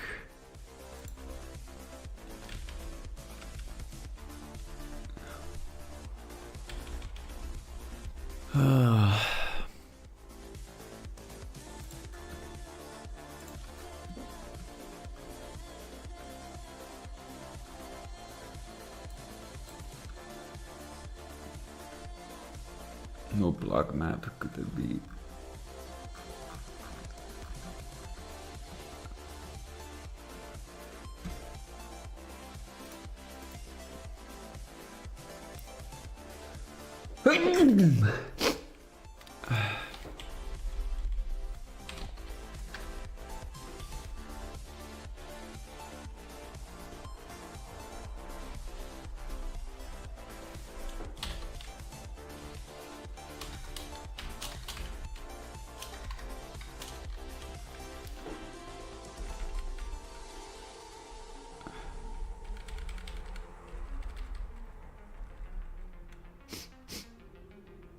You know what the thing is, the weird thing?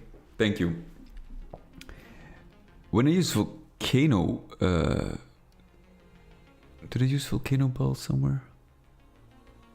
I'm not really sure though.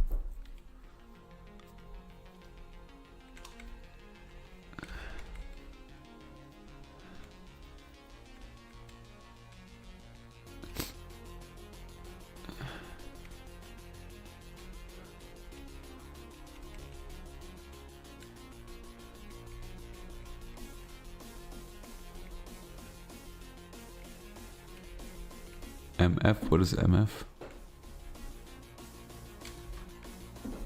MF, no block map, what the hell is that?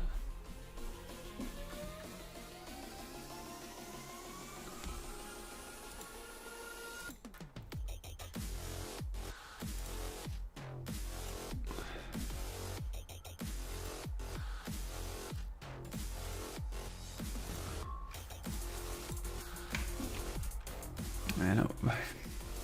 Such a cool idea to have that key spawn in from and why doesn't it restore gravity? Maybe just one.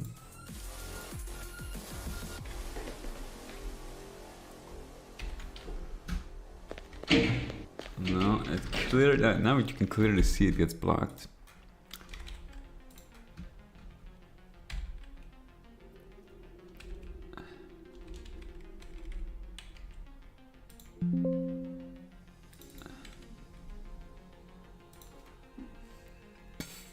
I don't know.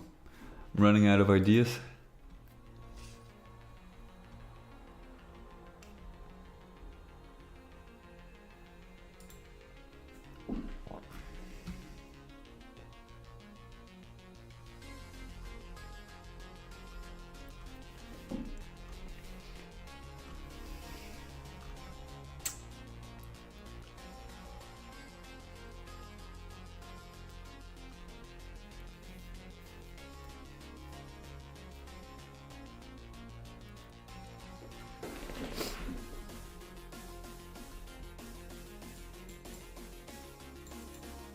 Float.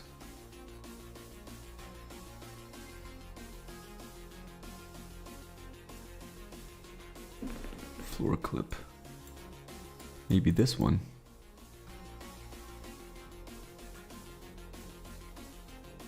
How do you do that? Actor flags.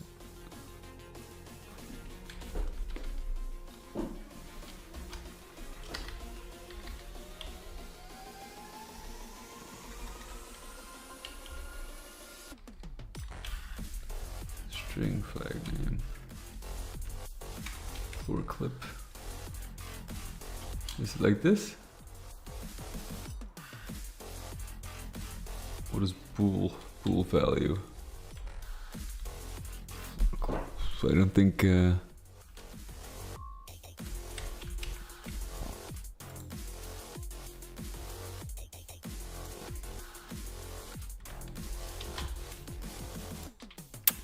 not really sure. There should be a way to do this. No, it still gets blocked. Damn it. Like, I kind of wanted to temporarily be completely non-solid. Because, you know, the thing is... Let's see, monsters. If I place a lost soul here... Let's put this on dormant. If I place a lost soul here... He should be able to move. See, he moves. He doesn't have to take the slopes into account. So what I probably need to do for the key is to temporarily set the float value, or make it float.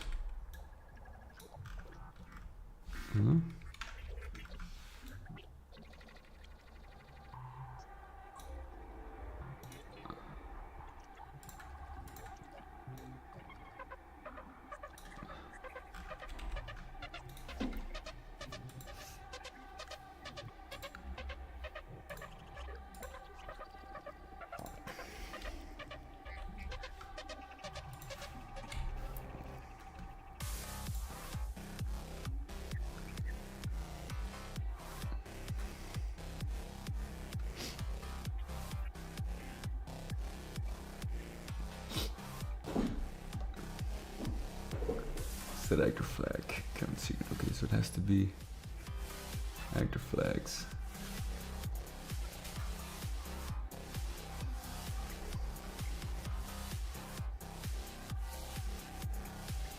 True. True or false?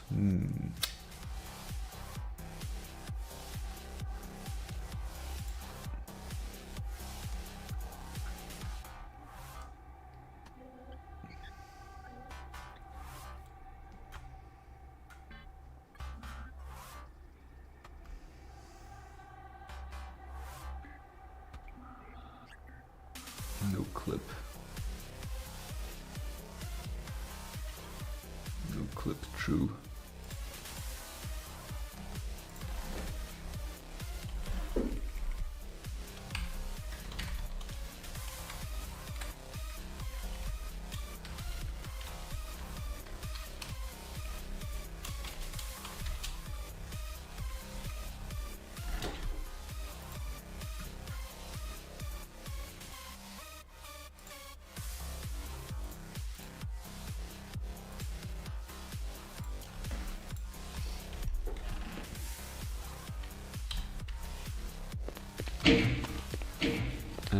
What do you know? Can we grab it? We can grab it. Okay, so...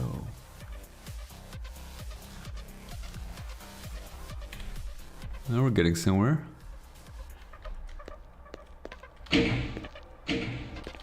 Now we're getting somewhere.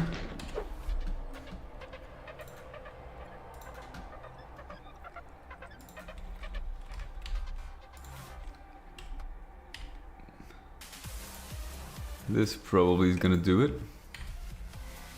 Thank you so much. Oh, we got it, we got it. Oh, yes.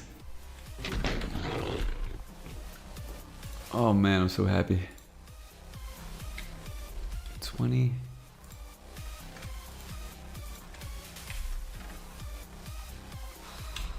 Man, it feels good. There we go. We got it.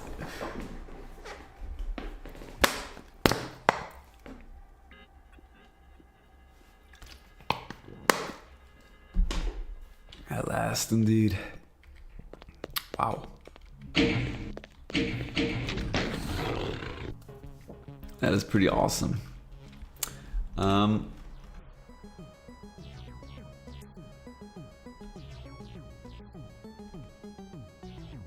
So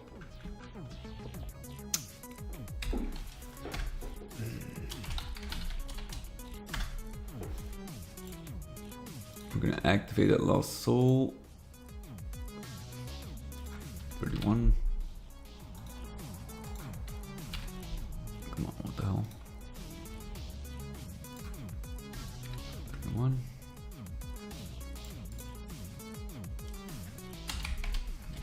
31.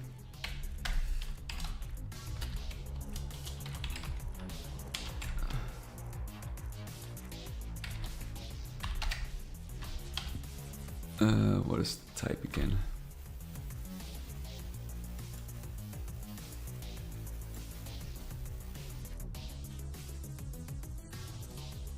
Zero.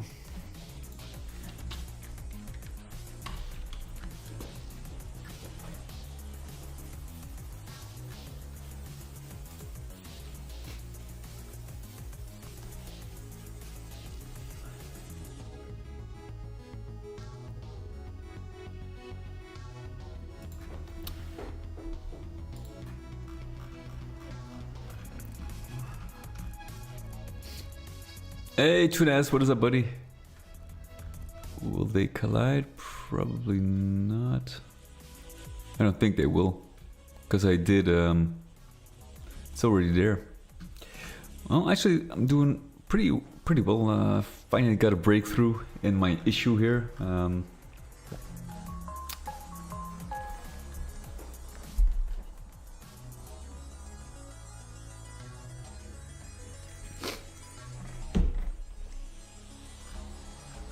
Let's see. So what I want.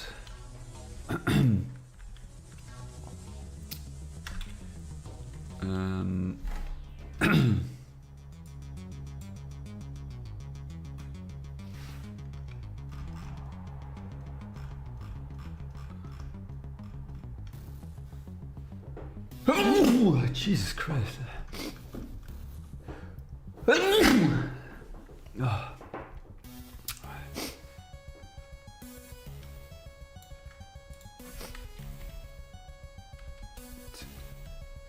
Thank you.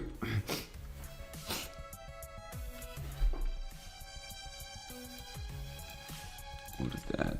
Intensity Y, duration, damage, sound, jump. Okay. We're gonna use this one also for the eruption. Help with code actually. The issue I was having. Let me explain real quick. So the thing was, I kind of want I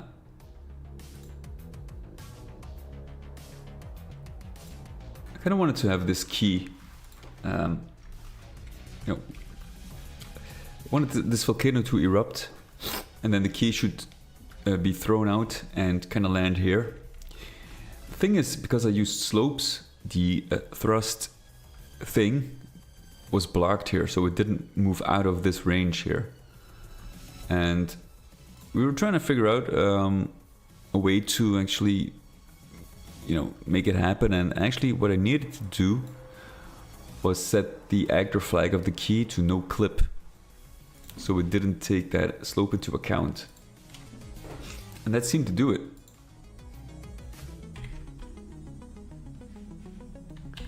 So let's see.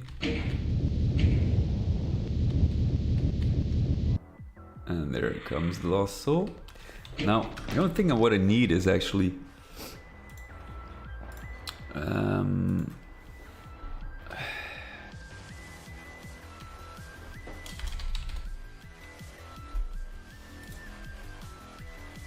duration. Is that in ticks?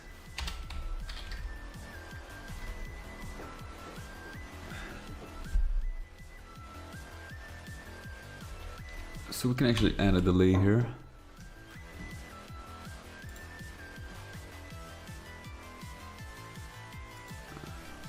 You can't pick up the key. Very strange. Now I can always reset it to being clippable again, but it's not really necessary. Boom.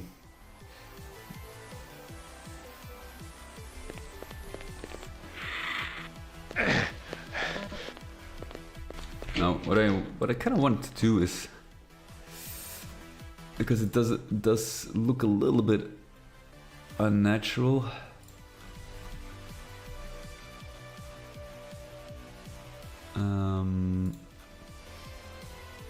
It's probably because it's like the delay.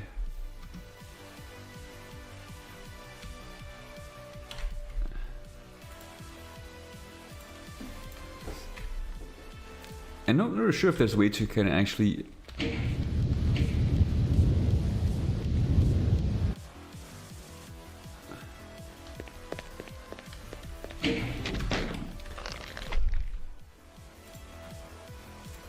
to make it like a nice arc.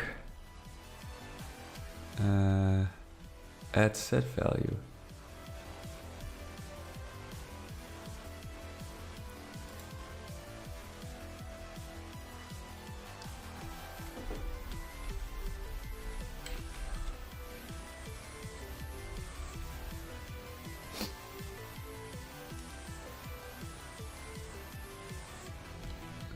Do we need to set it to 1?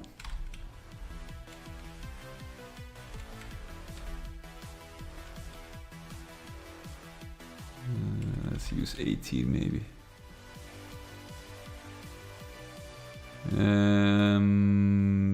I don't think so, because it will. Then you wouldn't have a nice arch. Like it would jump up and immediately, like you would have like this. Or maybe just a straight line.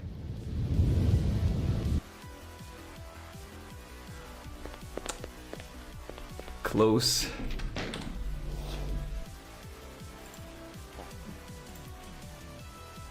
We can try. I can try to remove the delay.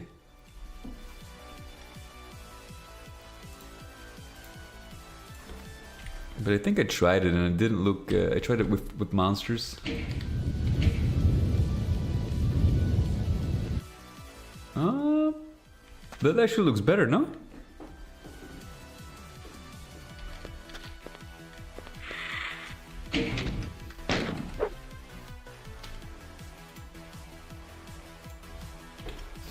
I didn't think it was possible. I thought it was immediately, like, almost executed at the same time, which would cause you, like, the key to bump against, because it's actually, you know, like, I would expect the key to bump against this wall. If you set it immediately to, without a delay, to give it the chance to, you know, to jump up first. Oh man, this is beautiful. This is so cool. What I'm gonna do is probably... I'm gonna want that monster not being visible. Let's see if this still works.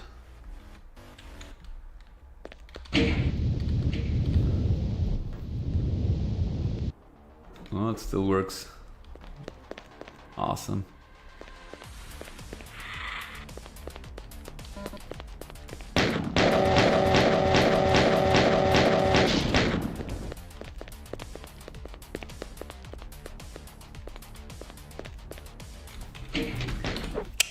We did it. I'm so happy.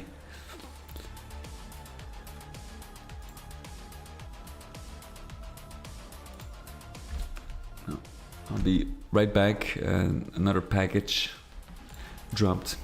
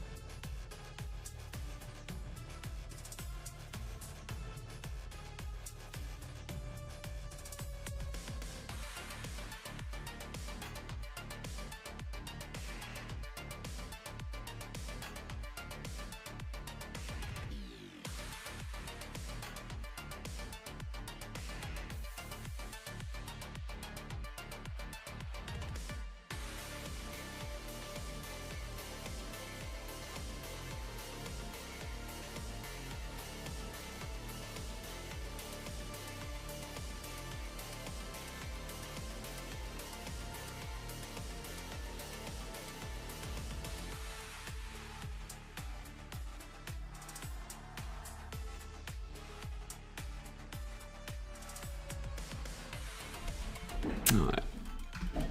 So that's a major issue that is solved. Now the only thing I need to do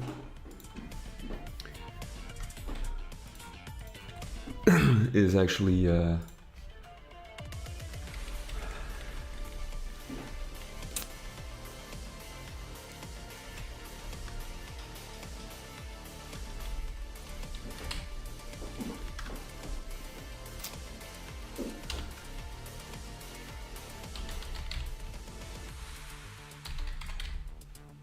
switch.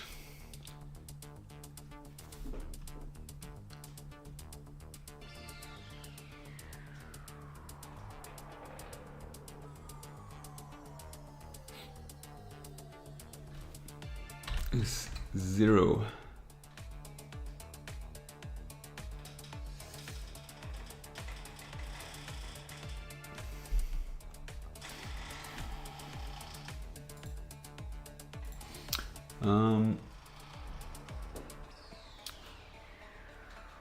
Okay. And then what I need to do every time activate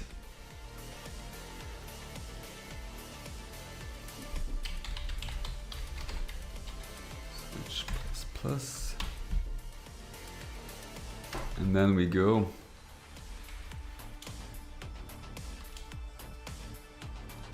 if volcano switch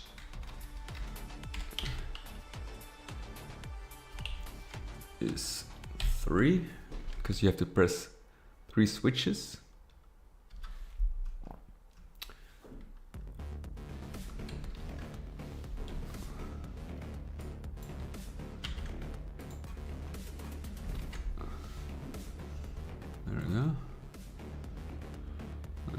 just for the sake of keeping everything clear. There we go. And that should actually have, I always, wait, what? Oh wait, I forgot this one. There we go. Okay, so that is basically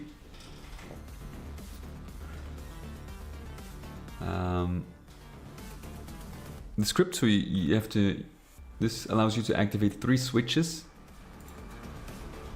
The only thing I need to do is actually make sure volcano key, this is actually all. One thing I need to do is make sure this is not a repeatable action. There we go.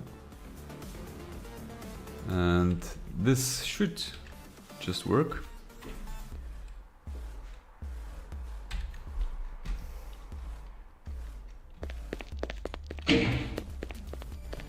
Yeah. There we go.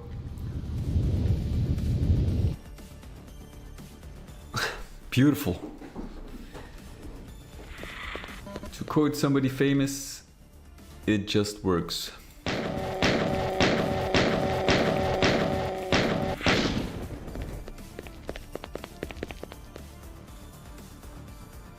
And what I probably can do as well to actually make it an actual eruption, I can add a flame here.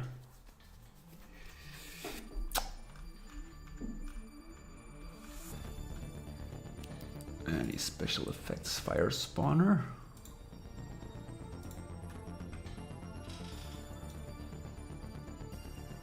I don't have them in the mod.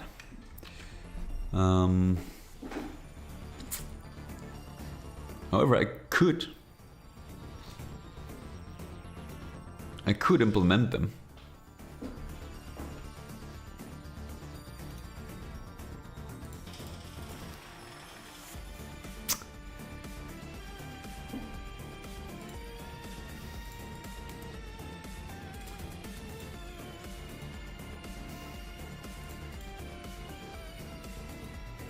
Fire spawner.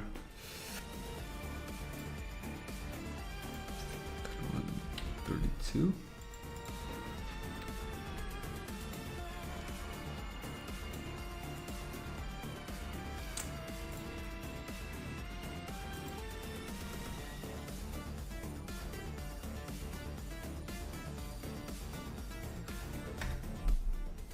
And then I'm gonna here activate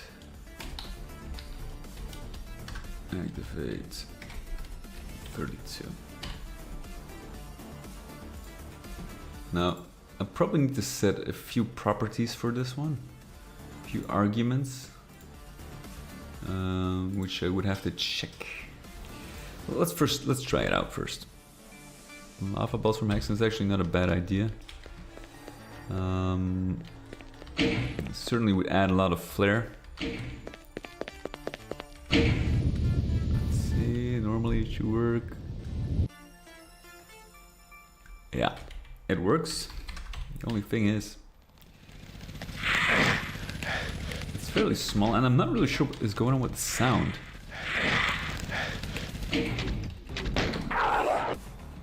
Let's see, now the only thing is, I wonder, can you adjust the scale? I want to see if it's actually in what state it is.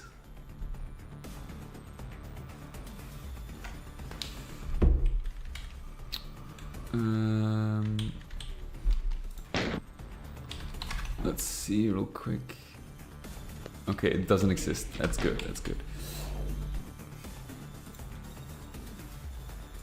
Now we need to go back to the very first map.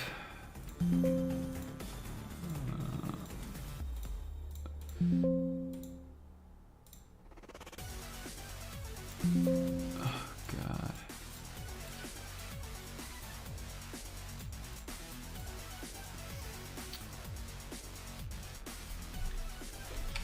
because I use a pretty large volcano. Argument 2, 1. Okay, that's what I needed.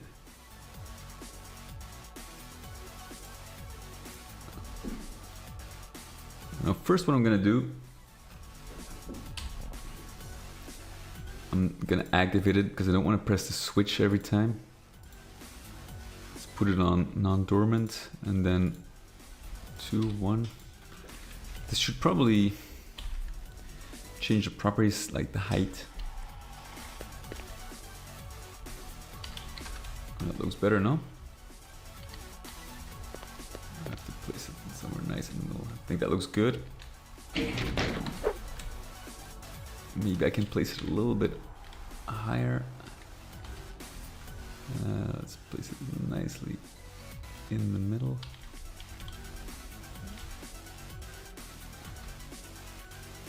Maybe change the Z height. 16.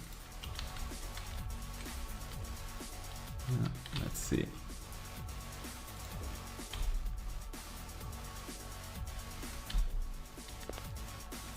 And it looks nice, no?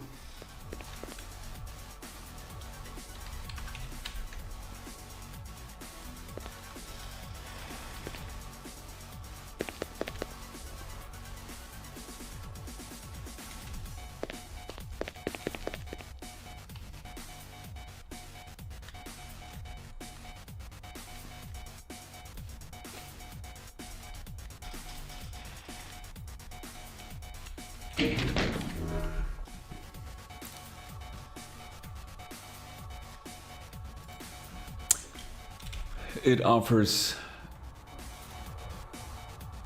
a ton of possibilities. Decorate has its use. You know, you could put everything for a specific monster. You could just, I mean, it has its uses. So I like to use both, like in combination. Okay, let's do one final test.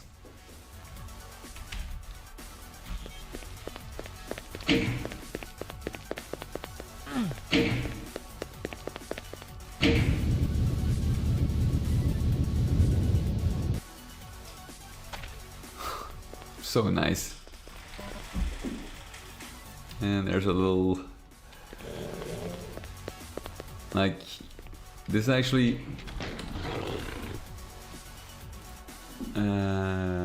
gives a good opportunity. Actually add some more.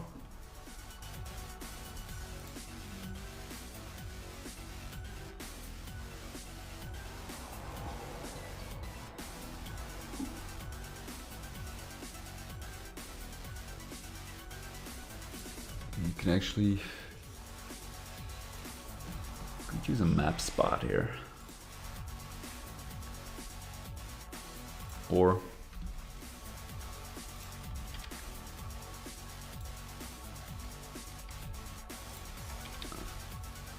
maybe 3.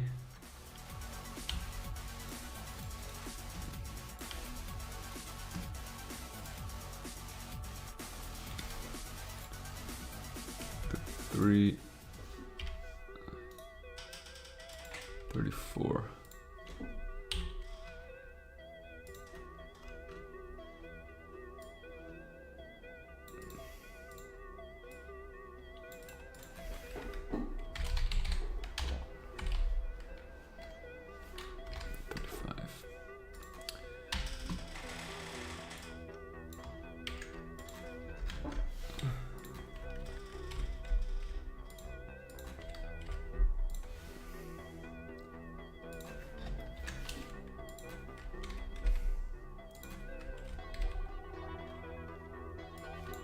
Ah, shit.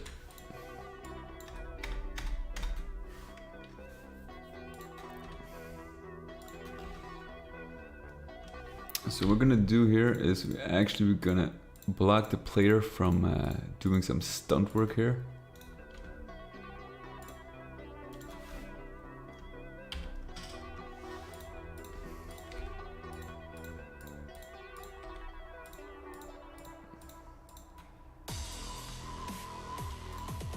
So don't want the player to be able to reach that exact top. A variant of the last soul that explodes on death or impact. Like a kamikaze. I think something like that exists in the monster repository. There's the key. There's 1, 2, and number 3. Ah, that's not good, fellas. That's not good. You're being too.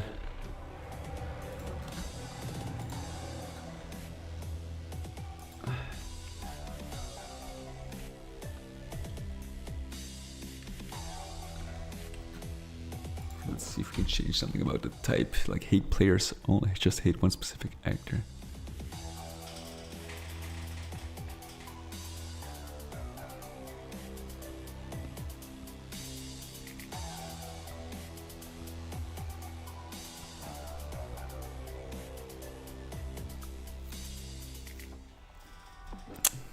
I think I'm gonna need to add more delay.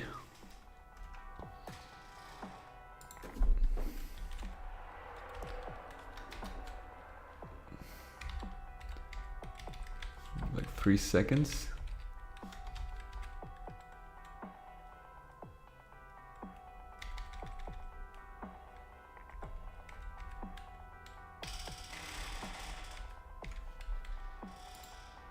So they get some time to come out without immediately starting to infight, which is not the idea.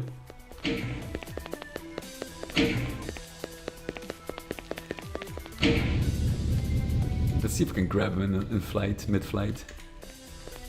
Ah!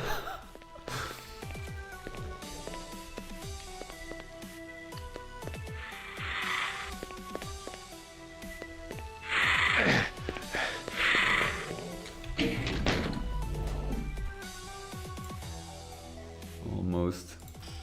Yeah. Thing activate 31.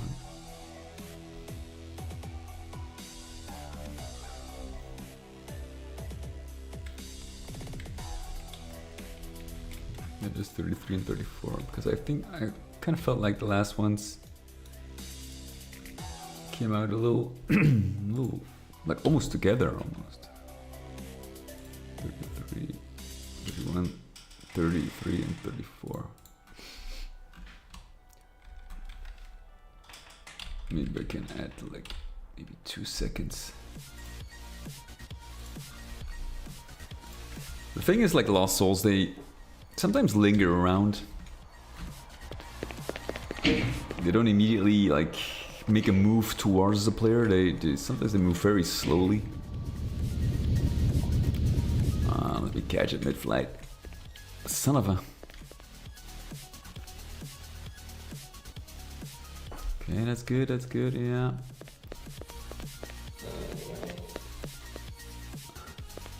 They move. Idiots.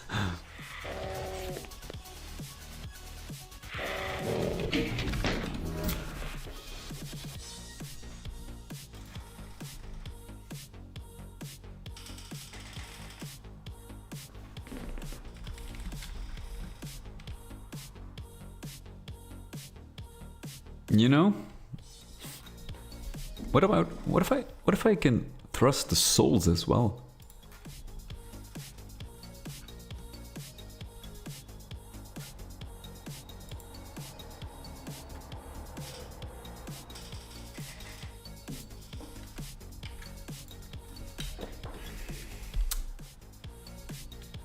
Thing activate. Oh, wait a minute. Thing hate. Wait, no. I'm thing activate. Thing hate.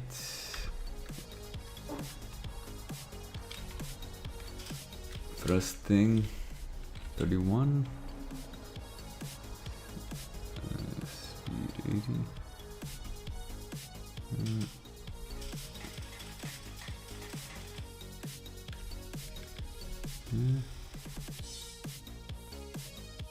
Maybe. Let's find out. Let's try it with one. Force 18, no limit.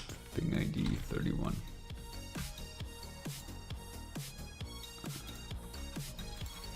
Let's see. Though, can you actually stop momentum? Can the monsters stop momentum by themselves? Here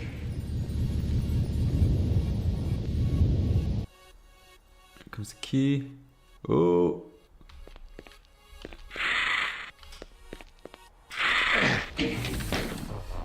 Well, the thing is, they have. I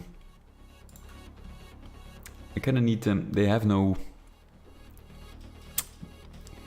gravity, right?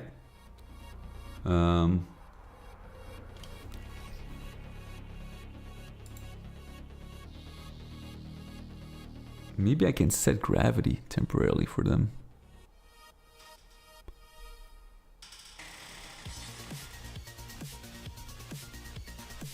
Am I going too crazy here?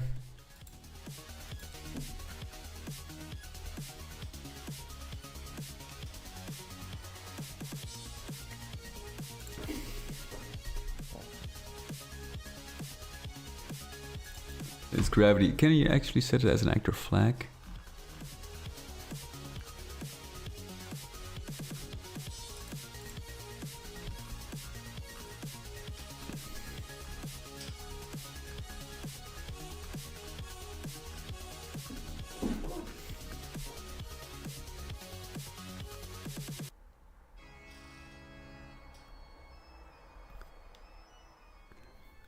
No gravity.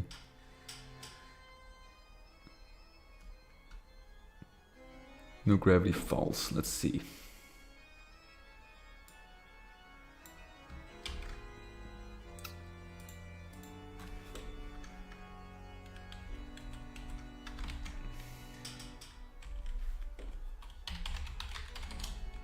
No gravity false. 31. Man, this is some weird shit I'm doing here.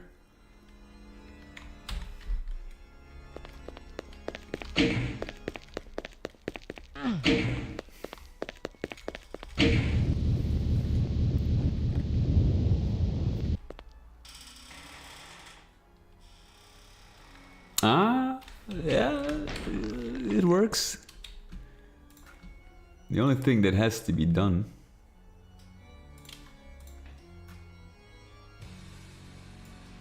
and then no clip. True.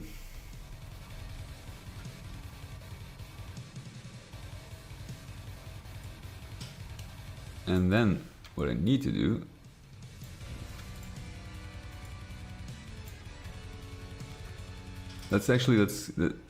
let's keep it like this, because I can always, after the thrust is made, I can add a short delay and return them to normal. But it should be in mid-flight or so, I don't know.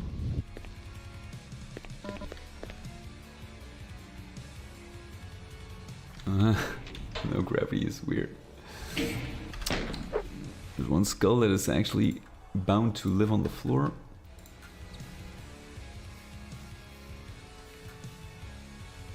Ah, wait, here we go, that is the issue. I forgot to tag it properly. Okay, let's actually... No clip, I'm not really sure. Well, it does have clip. So after the thrust thing,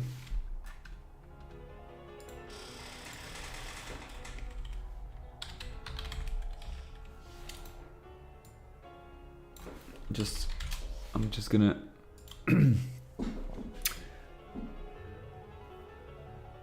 or we can actually, is there a way to clear flags maybe?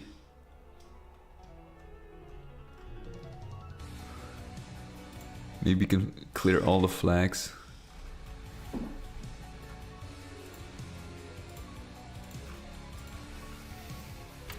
This is some crazy shit here. But interesting, like, I love to experiment with new mechanics. Something that, like, something the player will remember, even if it's like a small thing. Holy shit. Well, it does restore, as you can see. It does restore.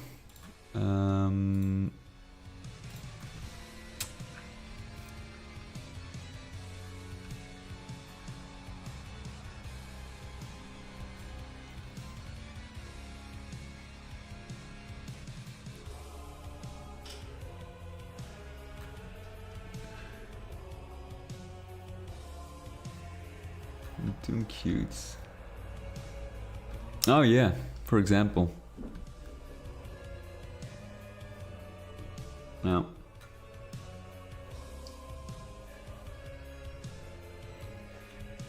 This is probably not a...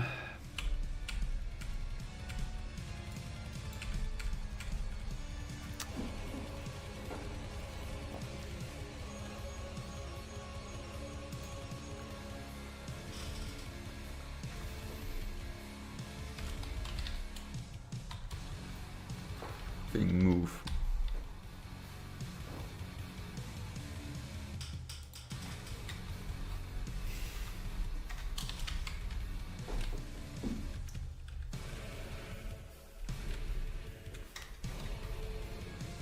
How do you, like, do you know the command to basically make a monster patrol, like, or go to a certain point?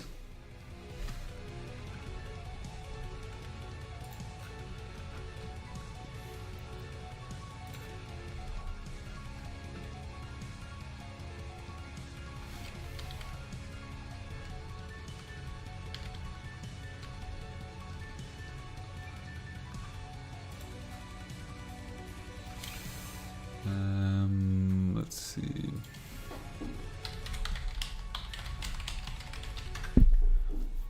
Monster patrol routes.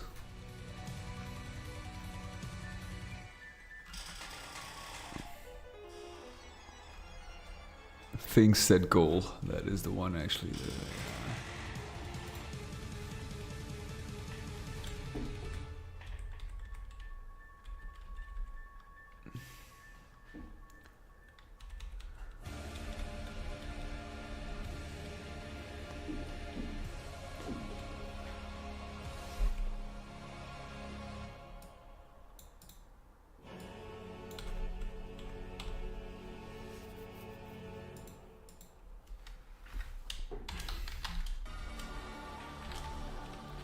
Set goal.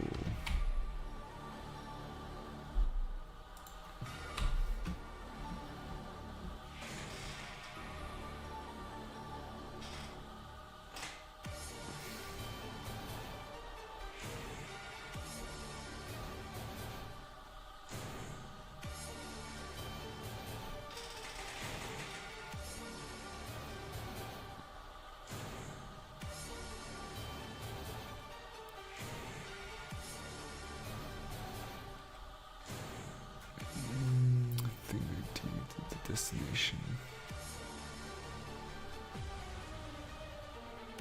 Yeah, let's see. So just I kind of wanted to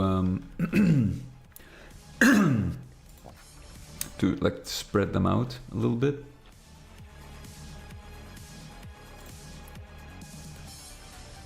Patrol points.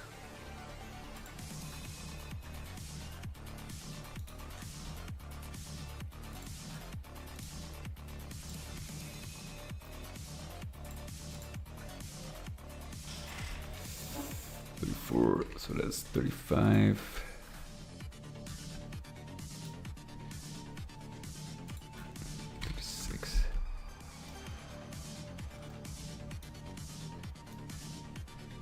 Just to get him a little bit out of the way.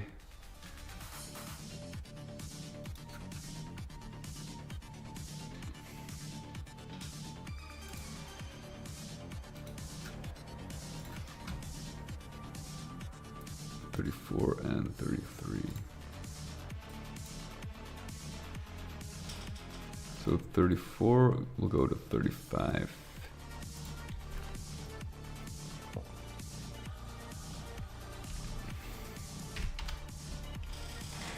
Delay 0, and what was don't chase target again? Don't chase target if non-zero. Even walk towards the goal if the monster has a valid target. If non-zero. Don't chase target, let's see. Okay. And then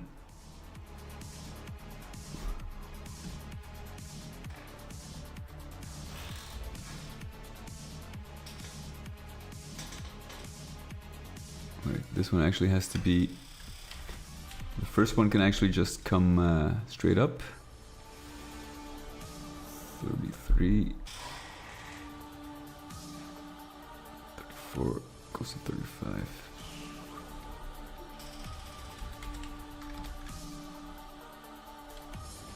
Okay. And 33 to 36.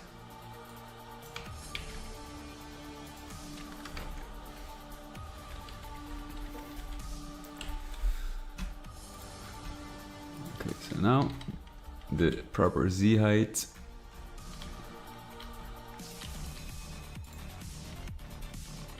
Something like that. We'll see. We'll see.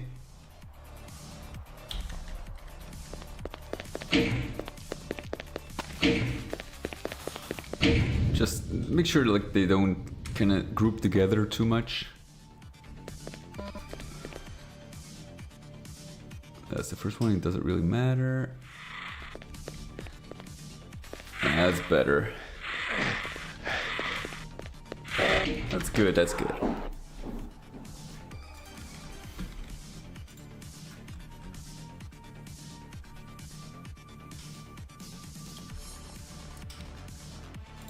Okay.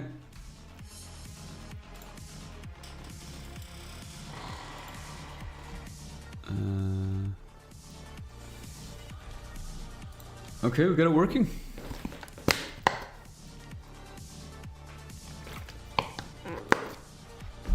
I think it's just, you know, it's such a tiny thing. Just playing around with this volcano, like it's just to obtain a key.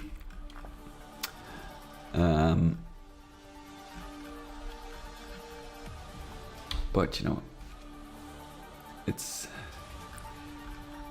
now the hard part will be this one, because I completely forgot how it worked.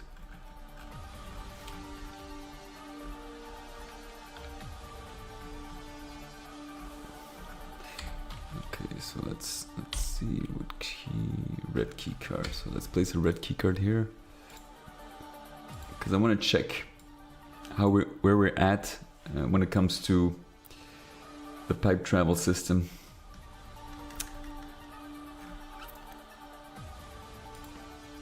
Because that is still something I need to solve. Let's actually place a yellow keycard here. Just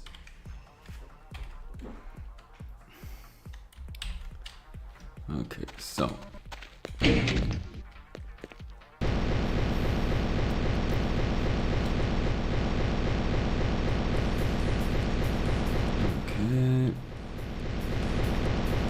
a few moments later, you should maybe add a text there.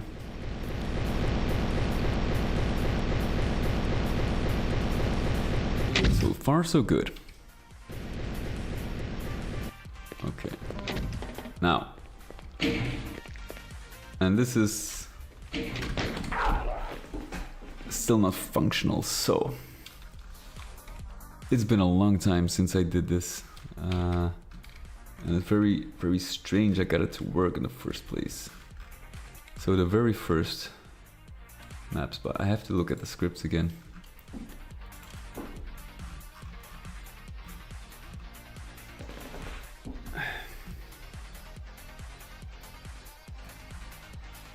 Script pipe elevator.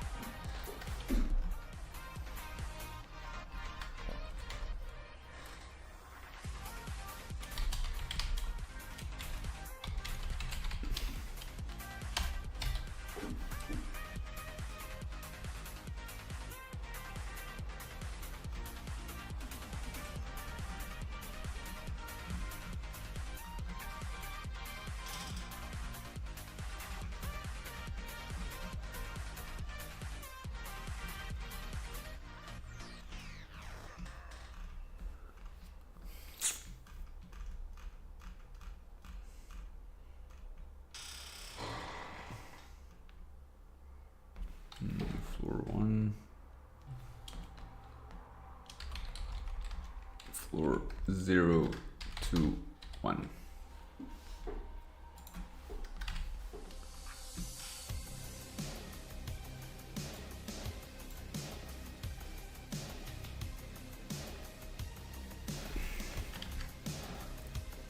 This is and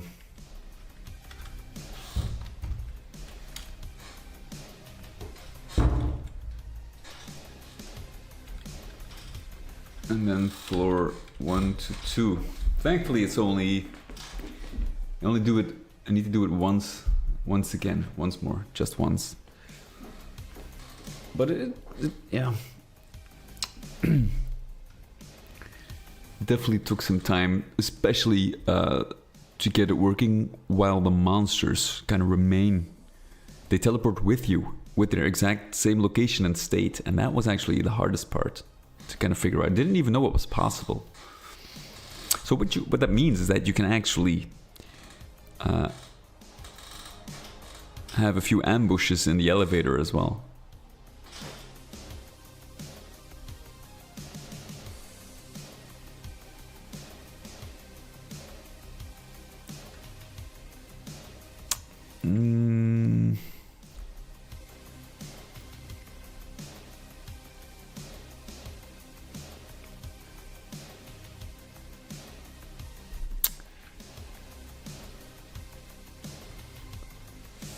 I don't know. Maybe if it were like two floors, we can actually have the ground floor,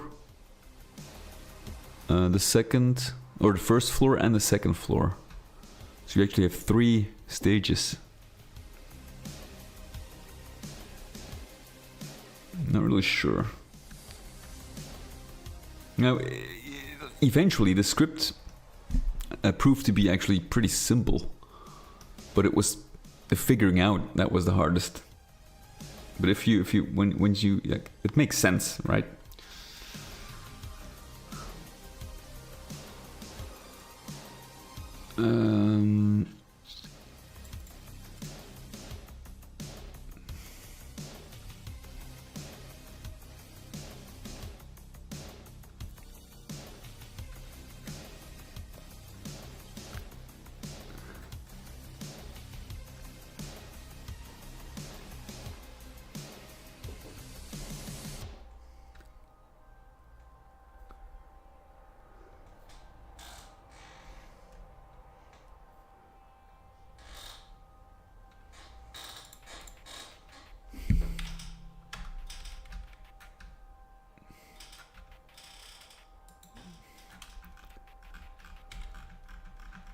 What is that?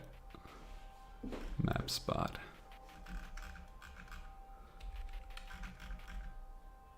Teleport destination.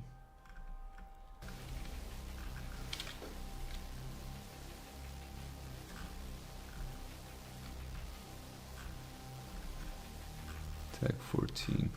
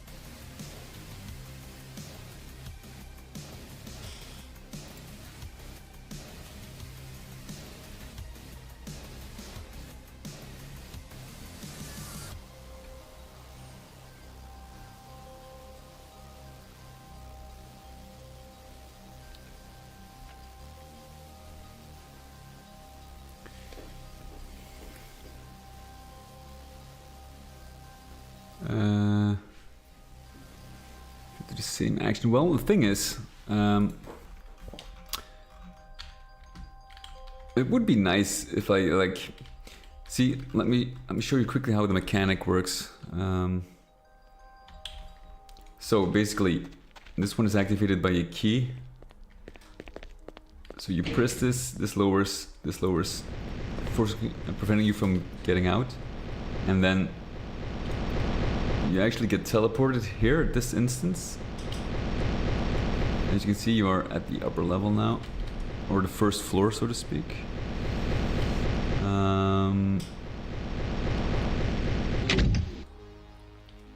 This opens up, and once you enter here, this one, and actually I need to do exactly this. Now this has changed.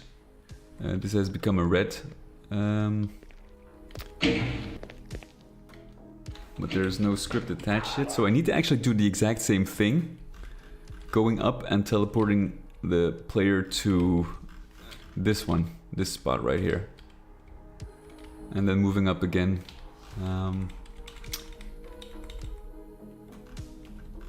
Now the only thing I wonder,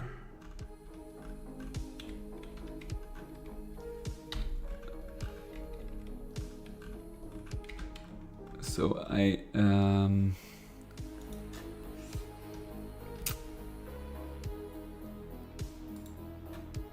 because it does use the same script, however the tags are different this time.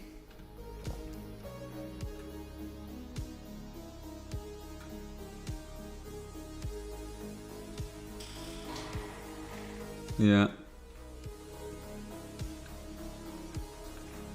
I'm not really sure if we can put this in a loop though, because there's sector height differences and stuff.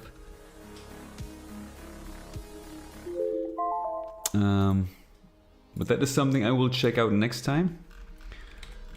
We're gonna start with that. I'm pretty sure. I mean, it's not super hard to figure out.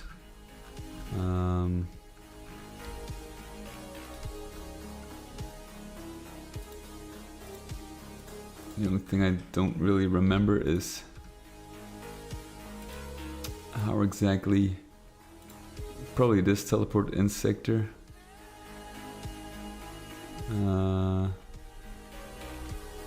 This is probably the thing that actually makes sure the monsters travel with you.